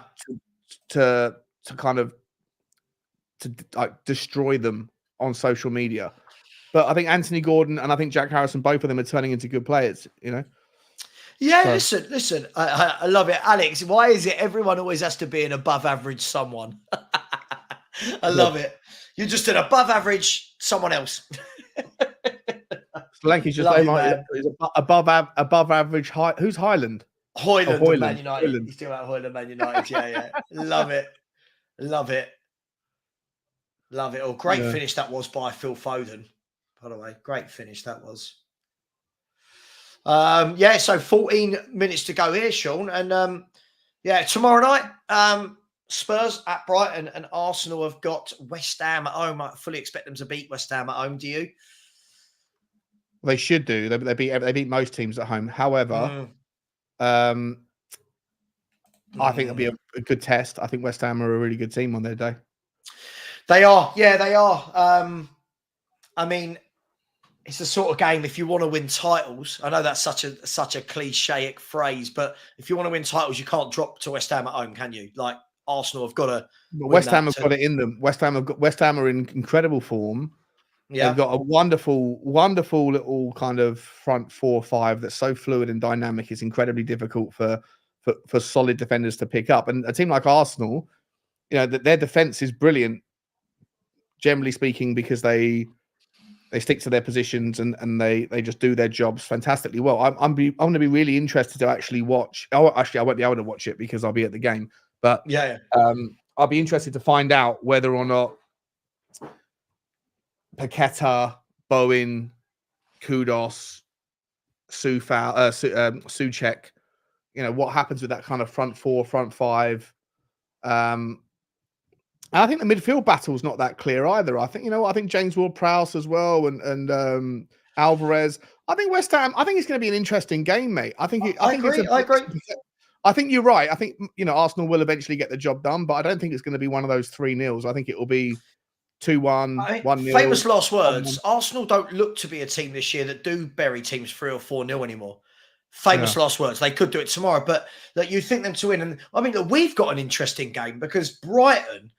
I mean, Brighton are bipolar when it comes to being a football team in the nicest possible way. Like, No idea what to expect tomorrow. No, me too. Everyone's been asking me all day, what score? And I said, I don't know. I just, Matoma's out. That's good for a Spurs point of view. Matoma's been ruled out for 6 weeks. Not good for him. They haven't got any fullbacks either. Estupiñán's been replaced by, a centre back that's been shoehorned out to the left. I forget his name. Igor, I think it is. Oh yeah, Igor. Yeah. And then their right back is an 18-year-old with a funny name. Oh, is it Hinshelwood? Hinshelwood or something. Hinshelwood. Yeah, exactly. I think his dad used to play. Oh God, I tell you what, Everton have suddenly got. Are you watching the game? Yeah. Everton started to put in just a few fouls all over the pitch. They're getting a bit aggressive, aren't they? They're getting frustrated. I mean, how many fouls do you reckon Jack Grealish has against him on a daily basis? He must have so many fouls. Yeah. But yeah, look, I don't know what to think tomorrow. I genuinely Billy Gilmore, Pascal Gross, and Adam Lallana against Pape Sarr. Why are we playing? The predicted lineup is Skippy, right? Like, is it Hoyt? Is Hoyt going to turn around and said, "Look, I want to think he wants to be here. Yeah, I want to go, and I don't want to get an injury before I go, so I'd rather not be here." So we're playing Skippy. I've got a Sarr, feeling it must be that. Eki. Yeah, it's interesting. I'll tell you what, Pascal Gross is a very underrated footballer, by the way. He's a brilliant player. He's a brilliant player. He is top of so many of those charts in terms of passes made, dribbles, this, that, the other. But yeah, Brighton, I mean, they've got injury. We say we've got injuries. They've got injuries. I mean, we've been good away. I think we were top of the away form table, right? So it should be a very, very interesting game of football. I'm driving down. I don't know what time to leave because apparently parking at Brighton is an absolute nightmare. Because the stadium's like not in the city centre. It's like in the farms, it's just out. Yeah. Have you been there? Have you been there before? I've never been to the Amex. No. I'm looking forward to it. So apparently it's a nice place to go. I've driven past it. It looks, very nice and cozy. But yeah, I just don't know. Normally, you know what sort of team you're going to have, but I mean, Brighton, they change their team each week. With Europe as well, you don't really see a consistent lineup. We've got injuries galore. Romero, Romero 4 to 5 weeks. But I'll tell you what. You know what though, mate? If I was looking at it earlier, we've only really got to get through 4 games, right? We've got to get through tomorrow, Bournemouth, Burnley, and Man United. And if you get through those 4 games, then the next game is Brentford, which is after the international break. Yeah. And hopefully, so if you can get through tomorrow, if we can win tomorrow night, you'd hope that you can beat Bournemouth at home, even without Romero. Even though Bournemouth are a good team right now, you'd hope you can get through. Then you've got Burnley in the cup. Then you've got Burnley in the cup, and you hope you got to get through that. And then Manchester United. And then after that, you've got a 2-week break for the internationals. And then by then, you'd hope that brings back Romero. Van der Ven will be back by then as well, right? So, and then Maddison should be back as well. So you'd hope that 4 more games until we're back to a very, very, very strong first 11. Yeah, I think. But then you got to weigh into the fact is a lot of them are going to be coming back at the same time, not fit. So I'm interested to see how he plays that. Do you know what I mean? Do they all just get chucked straight back in, or? But look, it's good news on Mickey Van der Ven. It sounds like Maddison's progressing nicely. Sessegnon should be back as well. Not that we want him, but it's an option. It's another body in it. It's another body. I'm not. Any news on Solomon or? They showed Solomon in training, didn't they, the other day? So apparently he's back in. But you're right. It sounds worse than it is. Far away, right? Yeah. It sounds worse than it is because we say they're out for the whole of Jan or whatever it may be, but there's not a lot of games in January. Yeah, exactly. But yeah, listen, this is why the next 2 games are really important. For me, pick up 4 points out of the next 6.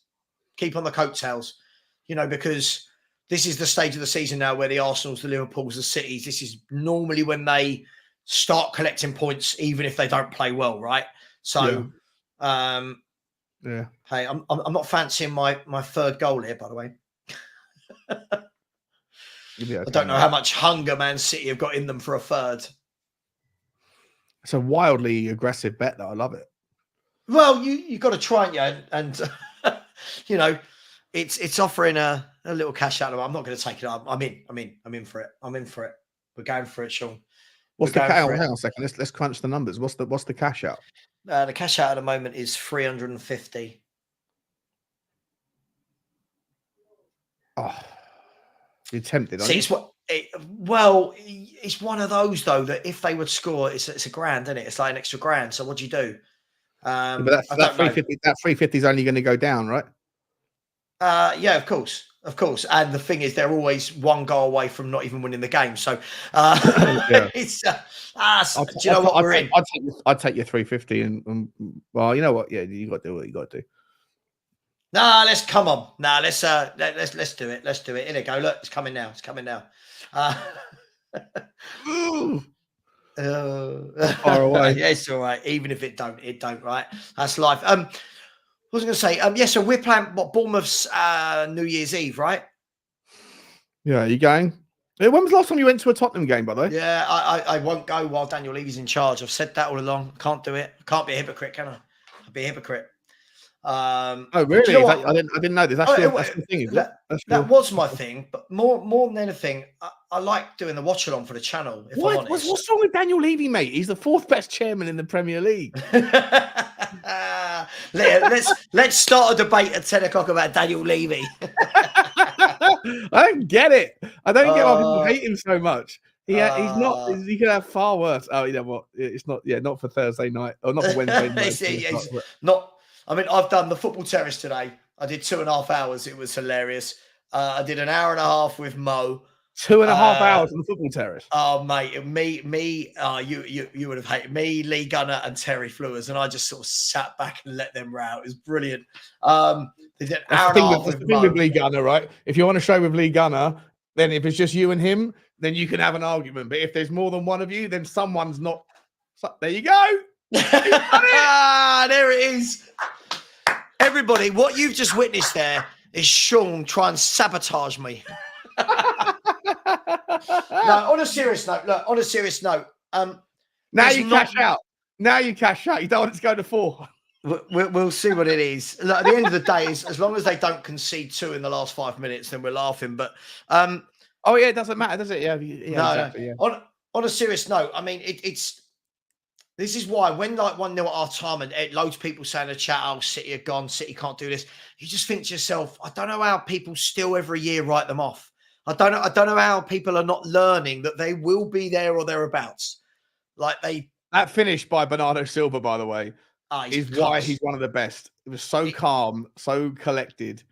He's getting tugged by Jared Branthwaite, and he looks up and he just does the dink rather than doing anything else, rather than like panicking like most players in the Premier League in that situation maybe panic and look for a free kick or whatever. He just dinks it over the top. Not a problem. 3-1. Thank you very much. Savva's a millionaire. Yeah, that's exactly how it works. But yeah, on a serious note, talk to me. Look, Sean, talk to me. The tie. I mean, it's. I'll tell you, when this game finishes, we'll bring up the Premier League table. Got it in real time at the moment. No, we haven't.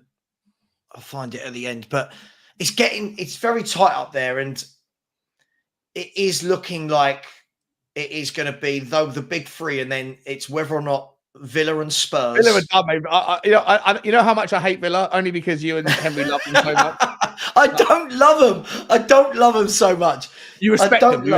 I respect what Emery's done. I mean, 100%. I get it. In the 14 months he's been there, only Pep Guardiola has taken more points. They've been incredible. But I said when they gave up, when they went 1-0 down. Was it against Sheffield United last week? Was that their last game when they drew 1-1? Yeah.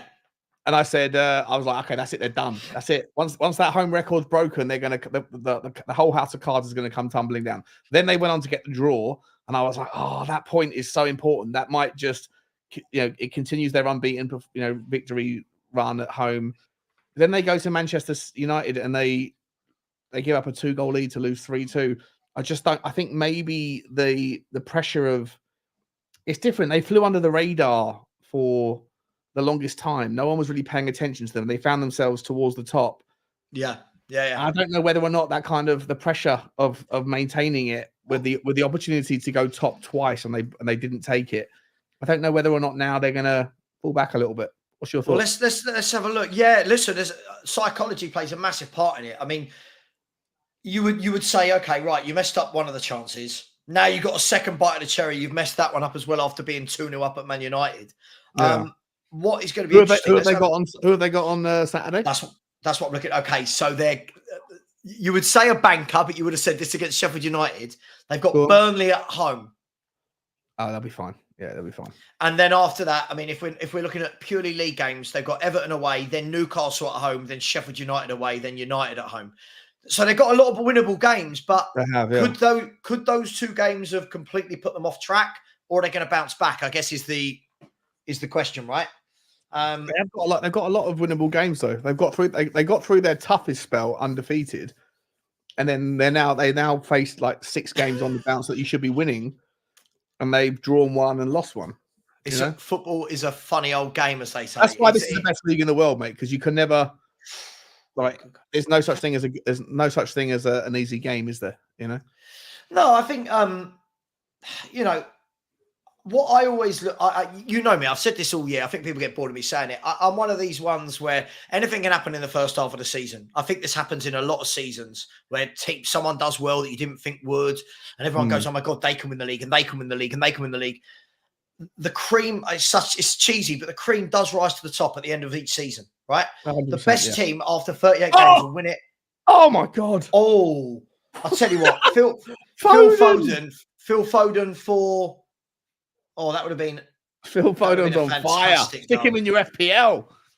Oh, he's take out Ollie Watkins. Stick in a bit of Phil Foden.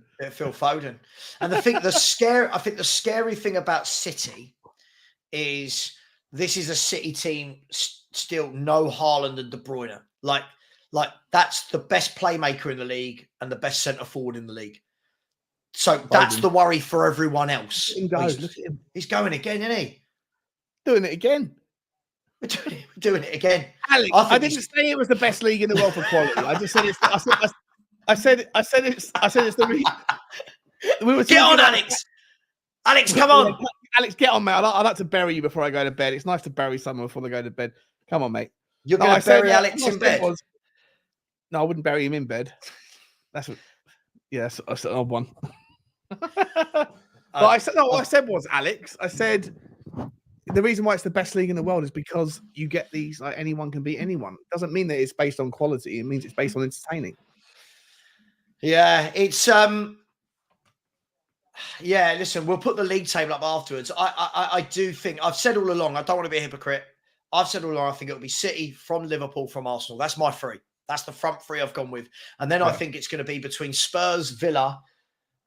Listen, from where we are at the moment, I think Spurs will 100% minimum get Europa League. From where we are, they're going to come back now.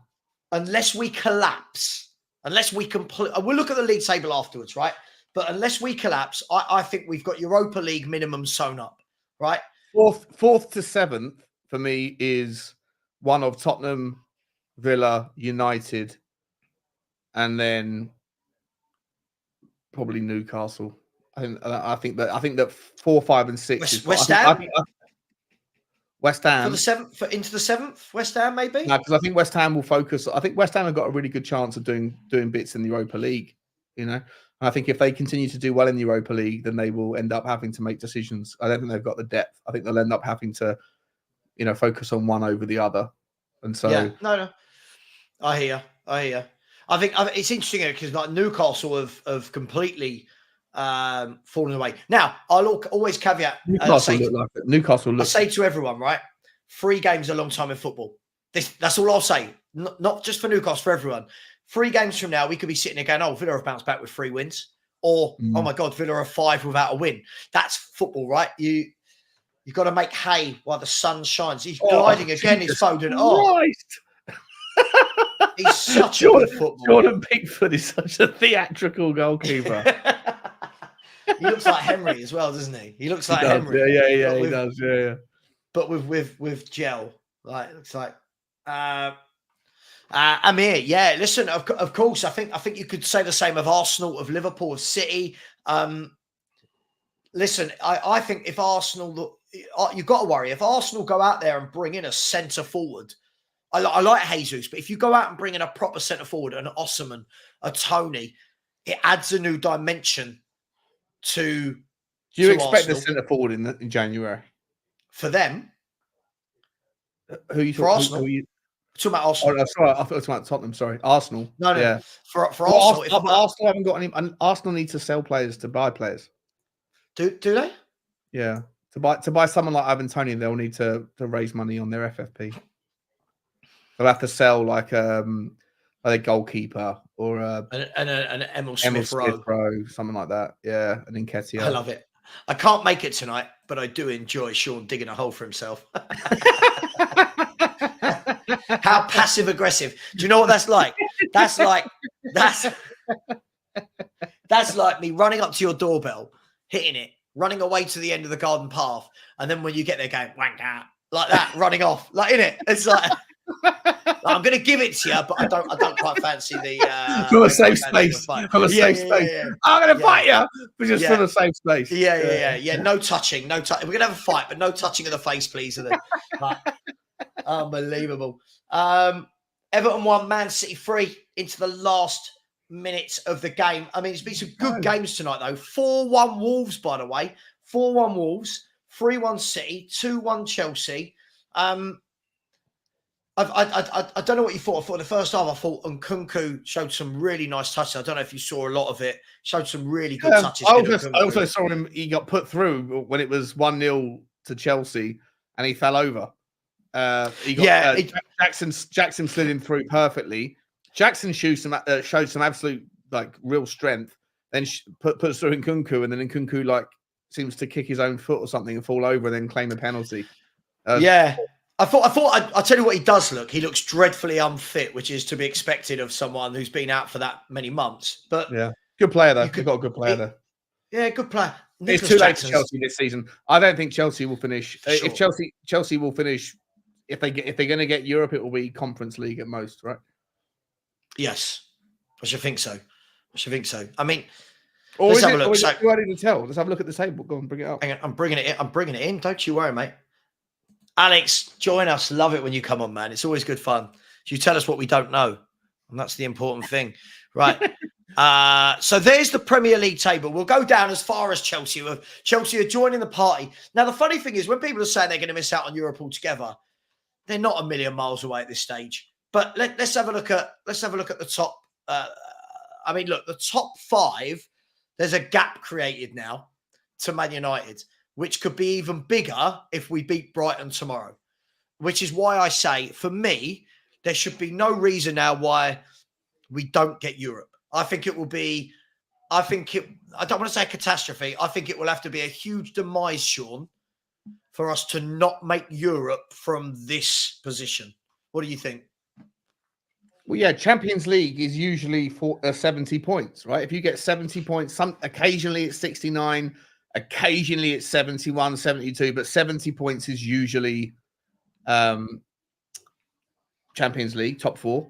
And if we get 3 points tomorrow, then that's 39 points at the halfway stage, which is 78 points if you stretch that out over the course of the home and aways. So, I mean, Tottenham are already on course for top 4. That's 36 points after 18.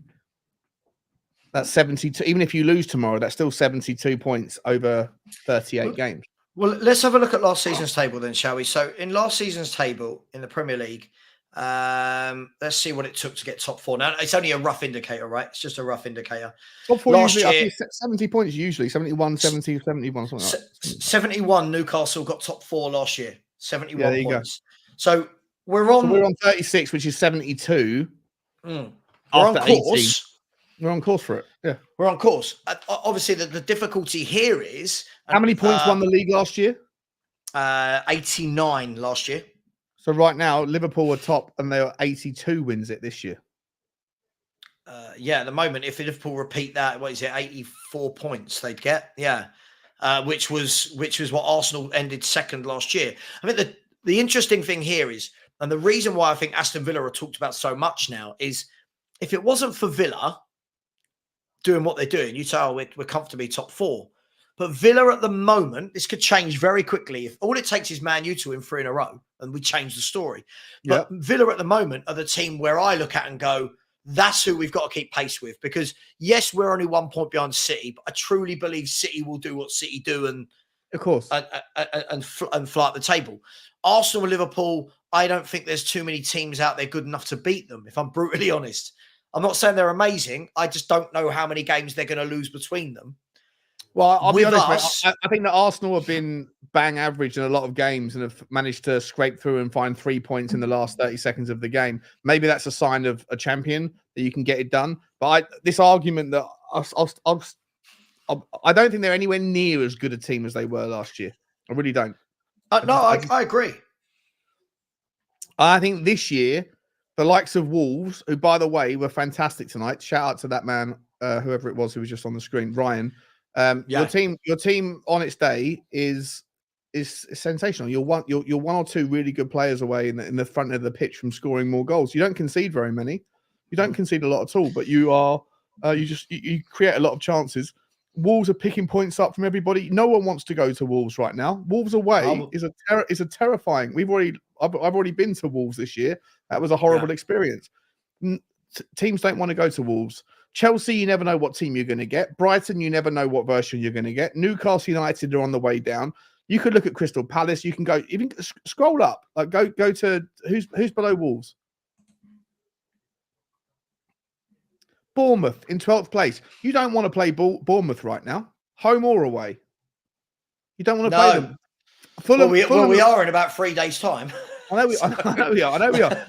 Everton, you don't really want to play Everton right now. I know they got beaten today, convincingly in the end, but and Luton away is not even an easy place to play. This is the reason why this season is a brilliant season, because everybody at home, all the way down to the near enough the bottom of the team. Nottingham Forest were really good at home. Everton are very good at home. Luton Town are very good at home.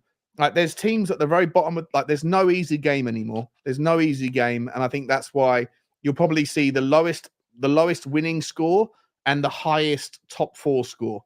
I think that the kind of gap between first and fifth will be tighter than I think it's been on average for more than any other season than the last decade. I mean, and look, when you look at, obviously Liverpool have lost one.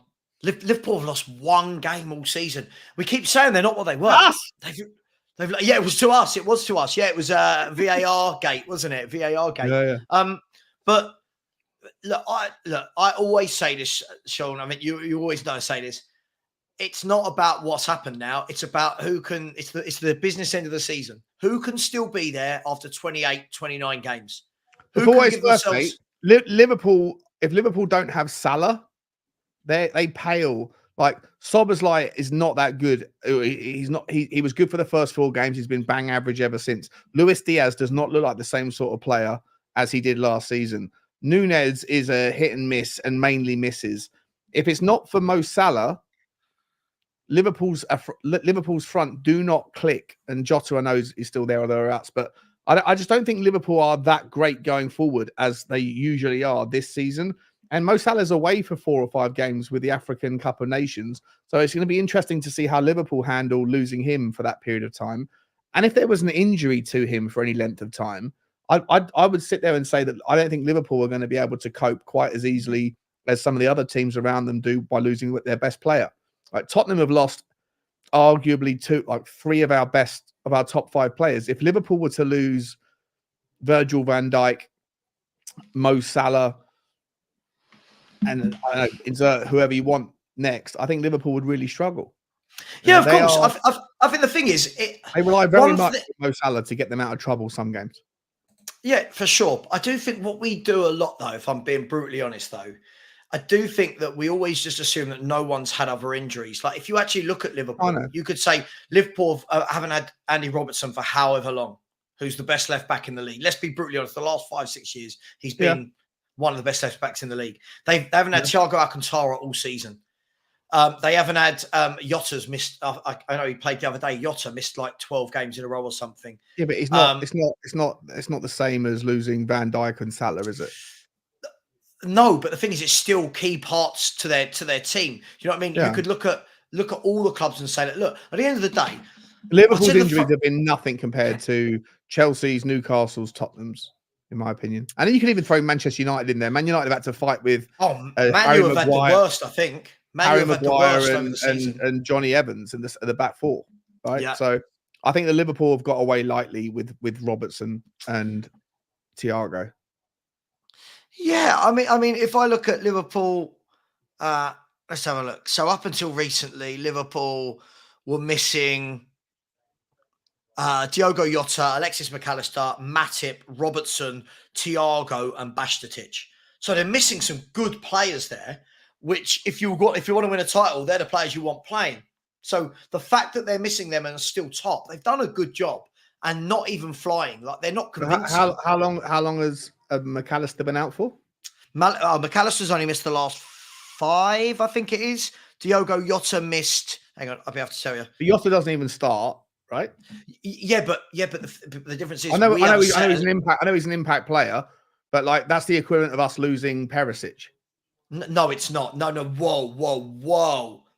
Diogo Jota. No. No, but Diogo Jota is an impact player that creates things, but he doesn't start. So I'm looking at who's the highest level. I know he's a better player than Perisic, but I'm talking about in terms of impact. Who is who is the best version of Tottenham's second string? Hang on. So before he missed 1, 2, 3, 4, 5, 6, 7, 8. He missed 9 games. Before that, the 4 games before that, he played 90 minutes in each game. So he's... Look, the thing is that no. I'm trying to find the level. I know, but the difference is, Sean. The difference is when I know he's a better player. Yeah, but Sean, I'm trying to find the level. But Sean, the problem is when Spurs fans do this, we are so fixated on 11. Every conversation I have with Spurs fans, I'm trying to find out what is the. He doesn't start for Liverpool. Diaz, Nunez, Salah, McAllister or Szoboszlai, right? That's their front 4. So if Jota's an impact player, I know he's a brilliant player. I know he's a brilliant player, but they rotate their front 3. This is what they do. They rotate their front. Spurs are one of the only clubs who talk about this is our 11. This is our 11. This is our 11. Oh, no, I'm saying I think Richarlison is a rotation player, isn't he? He's a rotated player for Tottenham. Yeah, but Jota's more important to them than Richarlison is to us. Do you know what I mean? Like. Look, at the end of the day, I don't even think it's about who's had the worst this, that, the other. Every club has injuries to players. Liverpool will turn around and say, well, we've been missing Matip and Robertson all season. That's 2 big players for them. They've been missing Thiago Alcantara all season. And Jota's just missed 9 games for them. Who got injured the other day for Spurs? Yeah, for the last, 6, 7, 8 games? We've had far more consequential injuries and suspensions. I know suspensions are not something that you can like. You know whose fault that is? Whose? Us. That's ours. I'll stand by it. I'll stand by it. You know you're going to get injuries, so you only have 2 fully fit first team centre halves going into a season. Piss poor planning, mate. Well, I'm not. I haven't got a problem with Ben Davies. I know you do, but I think Ben Davies has been brilliant. Yeah, but not if you want to have aspirations. Like Ben Davies is. No, you got Joe Gomez at Liverpool, mate. That guy's fucking useless. You know, he's absolutely terrible, isn't he? I don't know. He's not even been playing centre half for them. They've been playing. They're calling him out to left back now because they got Tsimikas out as well. But they've got Konate, Matip, and Van. So straight away they've got 3. Right? They've got 3 centre backs that are very good. Yeah. And then the 4th one they bring in at the moment is either Gomez or Kwanzaa, who they brought in from the youth team. Spurs are straight away for the last 10 years. We're straight back to oh, it's Ben Davies. Now, listen, Ben Davies has done all right. But again, I think we saw at the weekend. He's done better than I think he's been brilliant. I think he's been very good. I think it wasn't at the weekend. He wasn't at the weekend. I thought it was god awful versus Everton. No, so I could look at Conor Gallagher. I had to hold my hands up and say Conor Gallagher was terrible against Wolves for Chelsea, but I still think Conor Gallagher's a brilliant player. You know, but mate, we can't have it both ways. We can't have it both ways. If we want to be a better club that challenge with these teams at the top, you can't be bringing in Ben Davies as your backup. You can't. I think you have to shake hands with where you're at. I don't think Tottenham are at the place where you can have 4 or like 2 brilliant players or 2 very, very competent players in every position, because I agree. I don't think you have the sales pitch to these players that Manchester City and Liverpool do, and to a lesser extent now Chelsea do, where you say that you can come in and look, we've got such a high frequency of winning trophies that even if you only play 20% of minutes, you're still going to lift a cup or a Premier League title. That doesn't happen at Tottenham. We don't have the title story to sell, right? So you have to kind of build that gently. And I think Ben Davies is perfectly adequate as a third, fourth choice. Ideally, you get a third, you get another centre back in. Sean, I don't think you in. need 2 in every position. What I do think you need is you've got to have a third centre half that's better than Ben. You've got to. We knew that all summer. Yeah, all summer we all said it, right? We're going to sort that out, right? But I think we try. I really hope so. Yeah, I hope we're going to sort that out. I mean, when you look at like we talk about our injuries, like. Sorry, Savva, sorry, mate. The guy who's giving me my Brighton ticket, I've got to take a call. I'll be back in 2 seconds, okay? Yeah, go on, mate. You're all right. I mean, when we look, guys and girls, like you look at like Brighton, Fatty injured, Lamptey injured, March injured, Webster injured, Veltman injured, Estepanan and Cisco, Matoma. You know, I think it's just me, and I know what people think about me as a Spurs fan, whatever. But I do think we constantly play the poor us card, and I think everyone is going through injuries. But we only look at ours and go, oh, but we've got such bad injuries. Look at those players I just named for Brighton that they're missing. They're missing loads of players, aren't they? You know what I mean? So, look, for me, no excuse. I think tomorrow they've got injuries, we've got injuries. It should be a good game. I don't believe this at all. Chelsea, Man United, Newcastle have had it. I just don't believe this is true. When I look at starters, our injuries have been Bentancur, Maddison and Van der Ven. Who else? If we talk about starters, three. Again, it's that boo-hoo, poor us. Oh, it's always us or Spurs. I think other clubs have been, I just named you 3 or 4 of Liverpool's as well, starters that are missing. But we always seem to think it's us. Yeah, this is what I mean. Philly. Do you know what I mean? It's like no one else has got injuries. Oh, but ours are worse than everyone else's. Why are ours worse than everyone else's? Why? Well, ours are worse than everyone else's because we didn't buy any backups. Do you know what I mean? But yeah, listen, hey, it is what it is. It is what it is. And when Sean gets back, we will end the show because I'm absolutely shattered, to say the least. I'm absolutely shattered. Can we get 15 of you in here to smash the like button? We've only got 85 likes and we've been going for 3 hours. That is absolutely disgusting. Let's have a look. You got to believe you can win. You get nowhere finished. Sorry for yourself.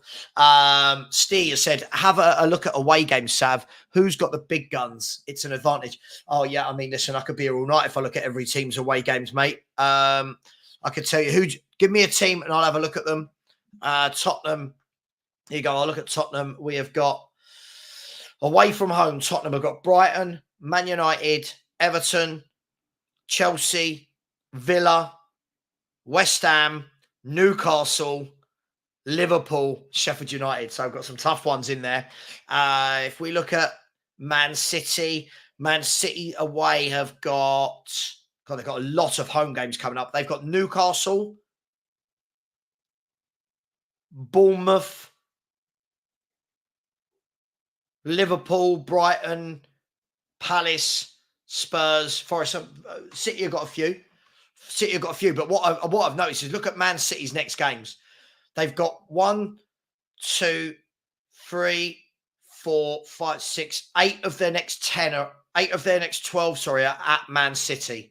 So, yeah, Anetta, we can add Romero now. We can't add him. Can't look at what's gone. can't look at what's gone, can we? You know,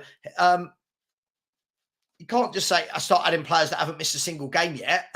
It's crazy. Absolutely crazy. Listen, guys and girls, I am going to end the chat there and I'll message Sean and let him know. Listen, thank you so much to everyone. I've really enjoyed it. If we could get to 100 likes, we've got 89. Can we get 11 likes, people? We've been going for 3 hours. I've been going for 3 hours and 10 minutes by myself. We've lost subscribers tonight, not got to 100. And it really does make me think there's no point in me doing these.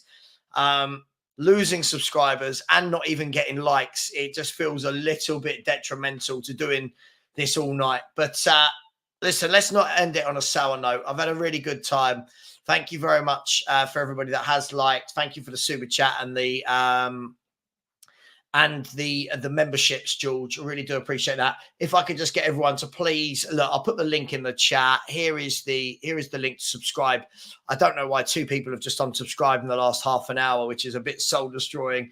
If we can get 2 or 3 to go in and smash this button right now, would be absolutely amazing. To please subscribe. Please smash the like button. So we're on 96. Can we get 4 more? Let's end it when we get to 100. Can we get 4 more? Big up to you, Mark. Big up to Philly. Big up to Hennessy. Big up to George. Big up to Amy. Big up to Bryce. Who said, I have a real problem with the whole we tried for a third centre-back. Sean, I was just ending the show. That's all right. I just wanted to come in and say goodbye. Well, goodbye. It's been a pleasure. Now, thanks for joining at the end there. I lost 2 subscribers when talking about Spurs' injuries. Start talking about Spurs, I lose subscribers. Anyway, what you got coming up for people? Yeah, mate. On it, always. If I say, I don't think Spurs are going to win the league, people go, oh my God, he can't support Are you Spurs. sure that's just not just YouTube like screwing around, mate? I think sometimes they have this they'll come back, you know? Yeah. I know. It's all good. It's all good. What you got coming up for people, Sean? It's game day tomorrow, so I'll be doing a screaming, shouting short. Good morning, everybody. It's game day. Yeah, I love it when you do that. Towards as I get on the car, and I'm going to try and take down all my kind of my camera stuff to do some game day footage from the thing. Also, and I'm inviting you now. I did invite you via text message. Yes, I did see 7 p.m. on my channel for people that are watching. It's the Big Fat Tottenham Quiz of the Year. I've got a book for Christmas, 600 Tottenham Hotspur quiz questions. And I've got the best of the best coming on, and I'd love you to be there, Savva. I've got something in, but I've got a feeling it's going to get cancelled. So let me chat with you on WhatsApp over the next 2 days. Who you got coming on? Sim from We Are Tottenham TV, Brian Daigle, Dave from the Irish Hotspur, you, Henry Wright. Henry's going to do a show. Is he on someone else's channel? I'm just kidding. He doesn't know he's doing it. He hasn't confirmed. He doesn't know yet. Exactly. I asked him. He's like, "Well, no, I'm going to twist his arm. Make sure he does it." And there's going to be 8 of us. James and Jack from Spurs Related hopefully are going to be there as well. James is definitely in only speak to Jack, so it's going to be about 8 of us. I'll be the host, and then I'm going to pair you lot up and then see who's got the best knowledge about Tottenham. We got questions that date back to 1862, and we got questions that come all the way up to last season. Do you mean 1882 when we were formed? That's fine. That's fine. Whenever the Tottenham team was founded, whatever it was, 1882. Yeah, absolutely. Well, listen, look, please, if you haven't already, please do subscribe to Sean, and please, if we get the subscribers back that subscribed to me, thank you for getting 100 likes. I'll be back tomorrow at 10 a.m. For the morning show. We haven't done one of those for a week. We're looking to what's happening with Romero, talk about Højbjerg, and look forward to the Brighton game. So join me then. Please subscribe to Sean. Take care. And as always, come on, you Spurs.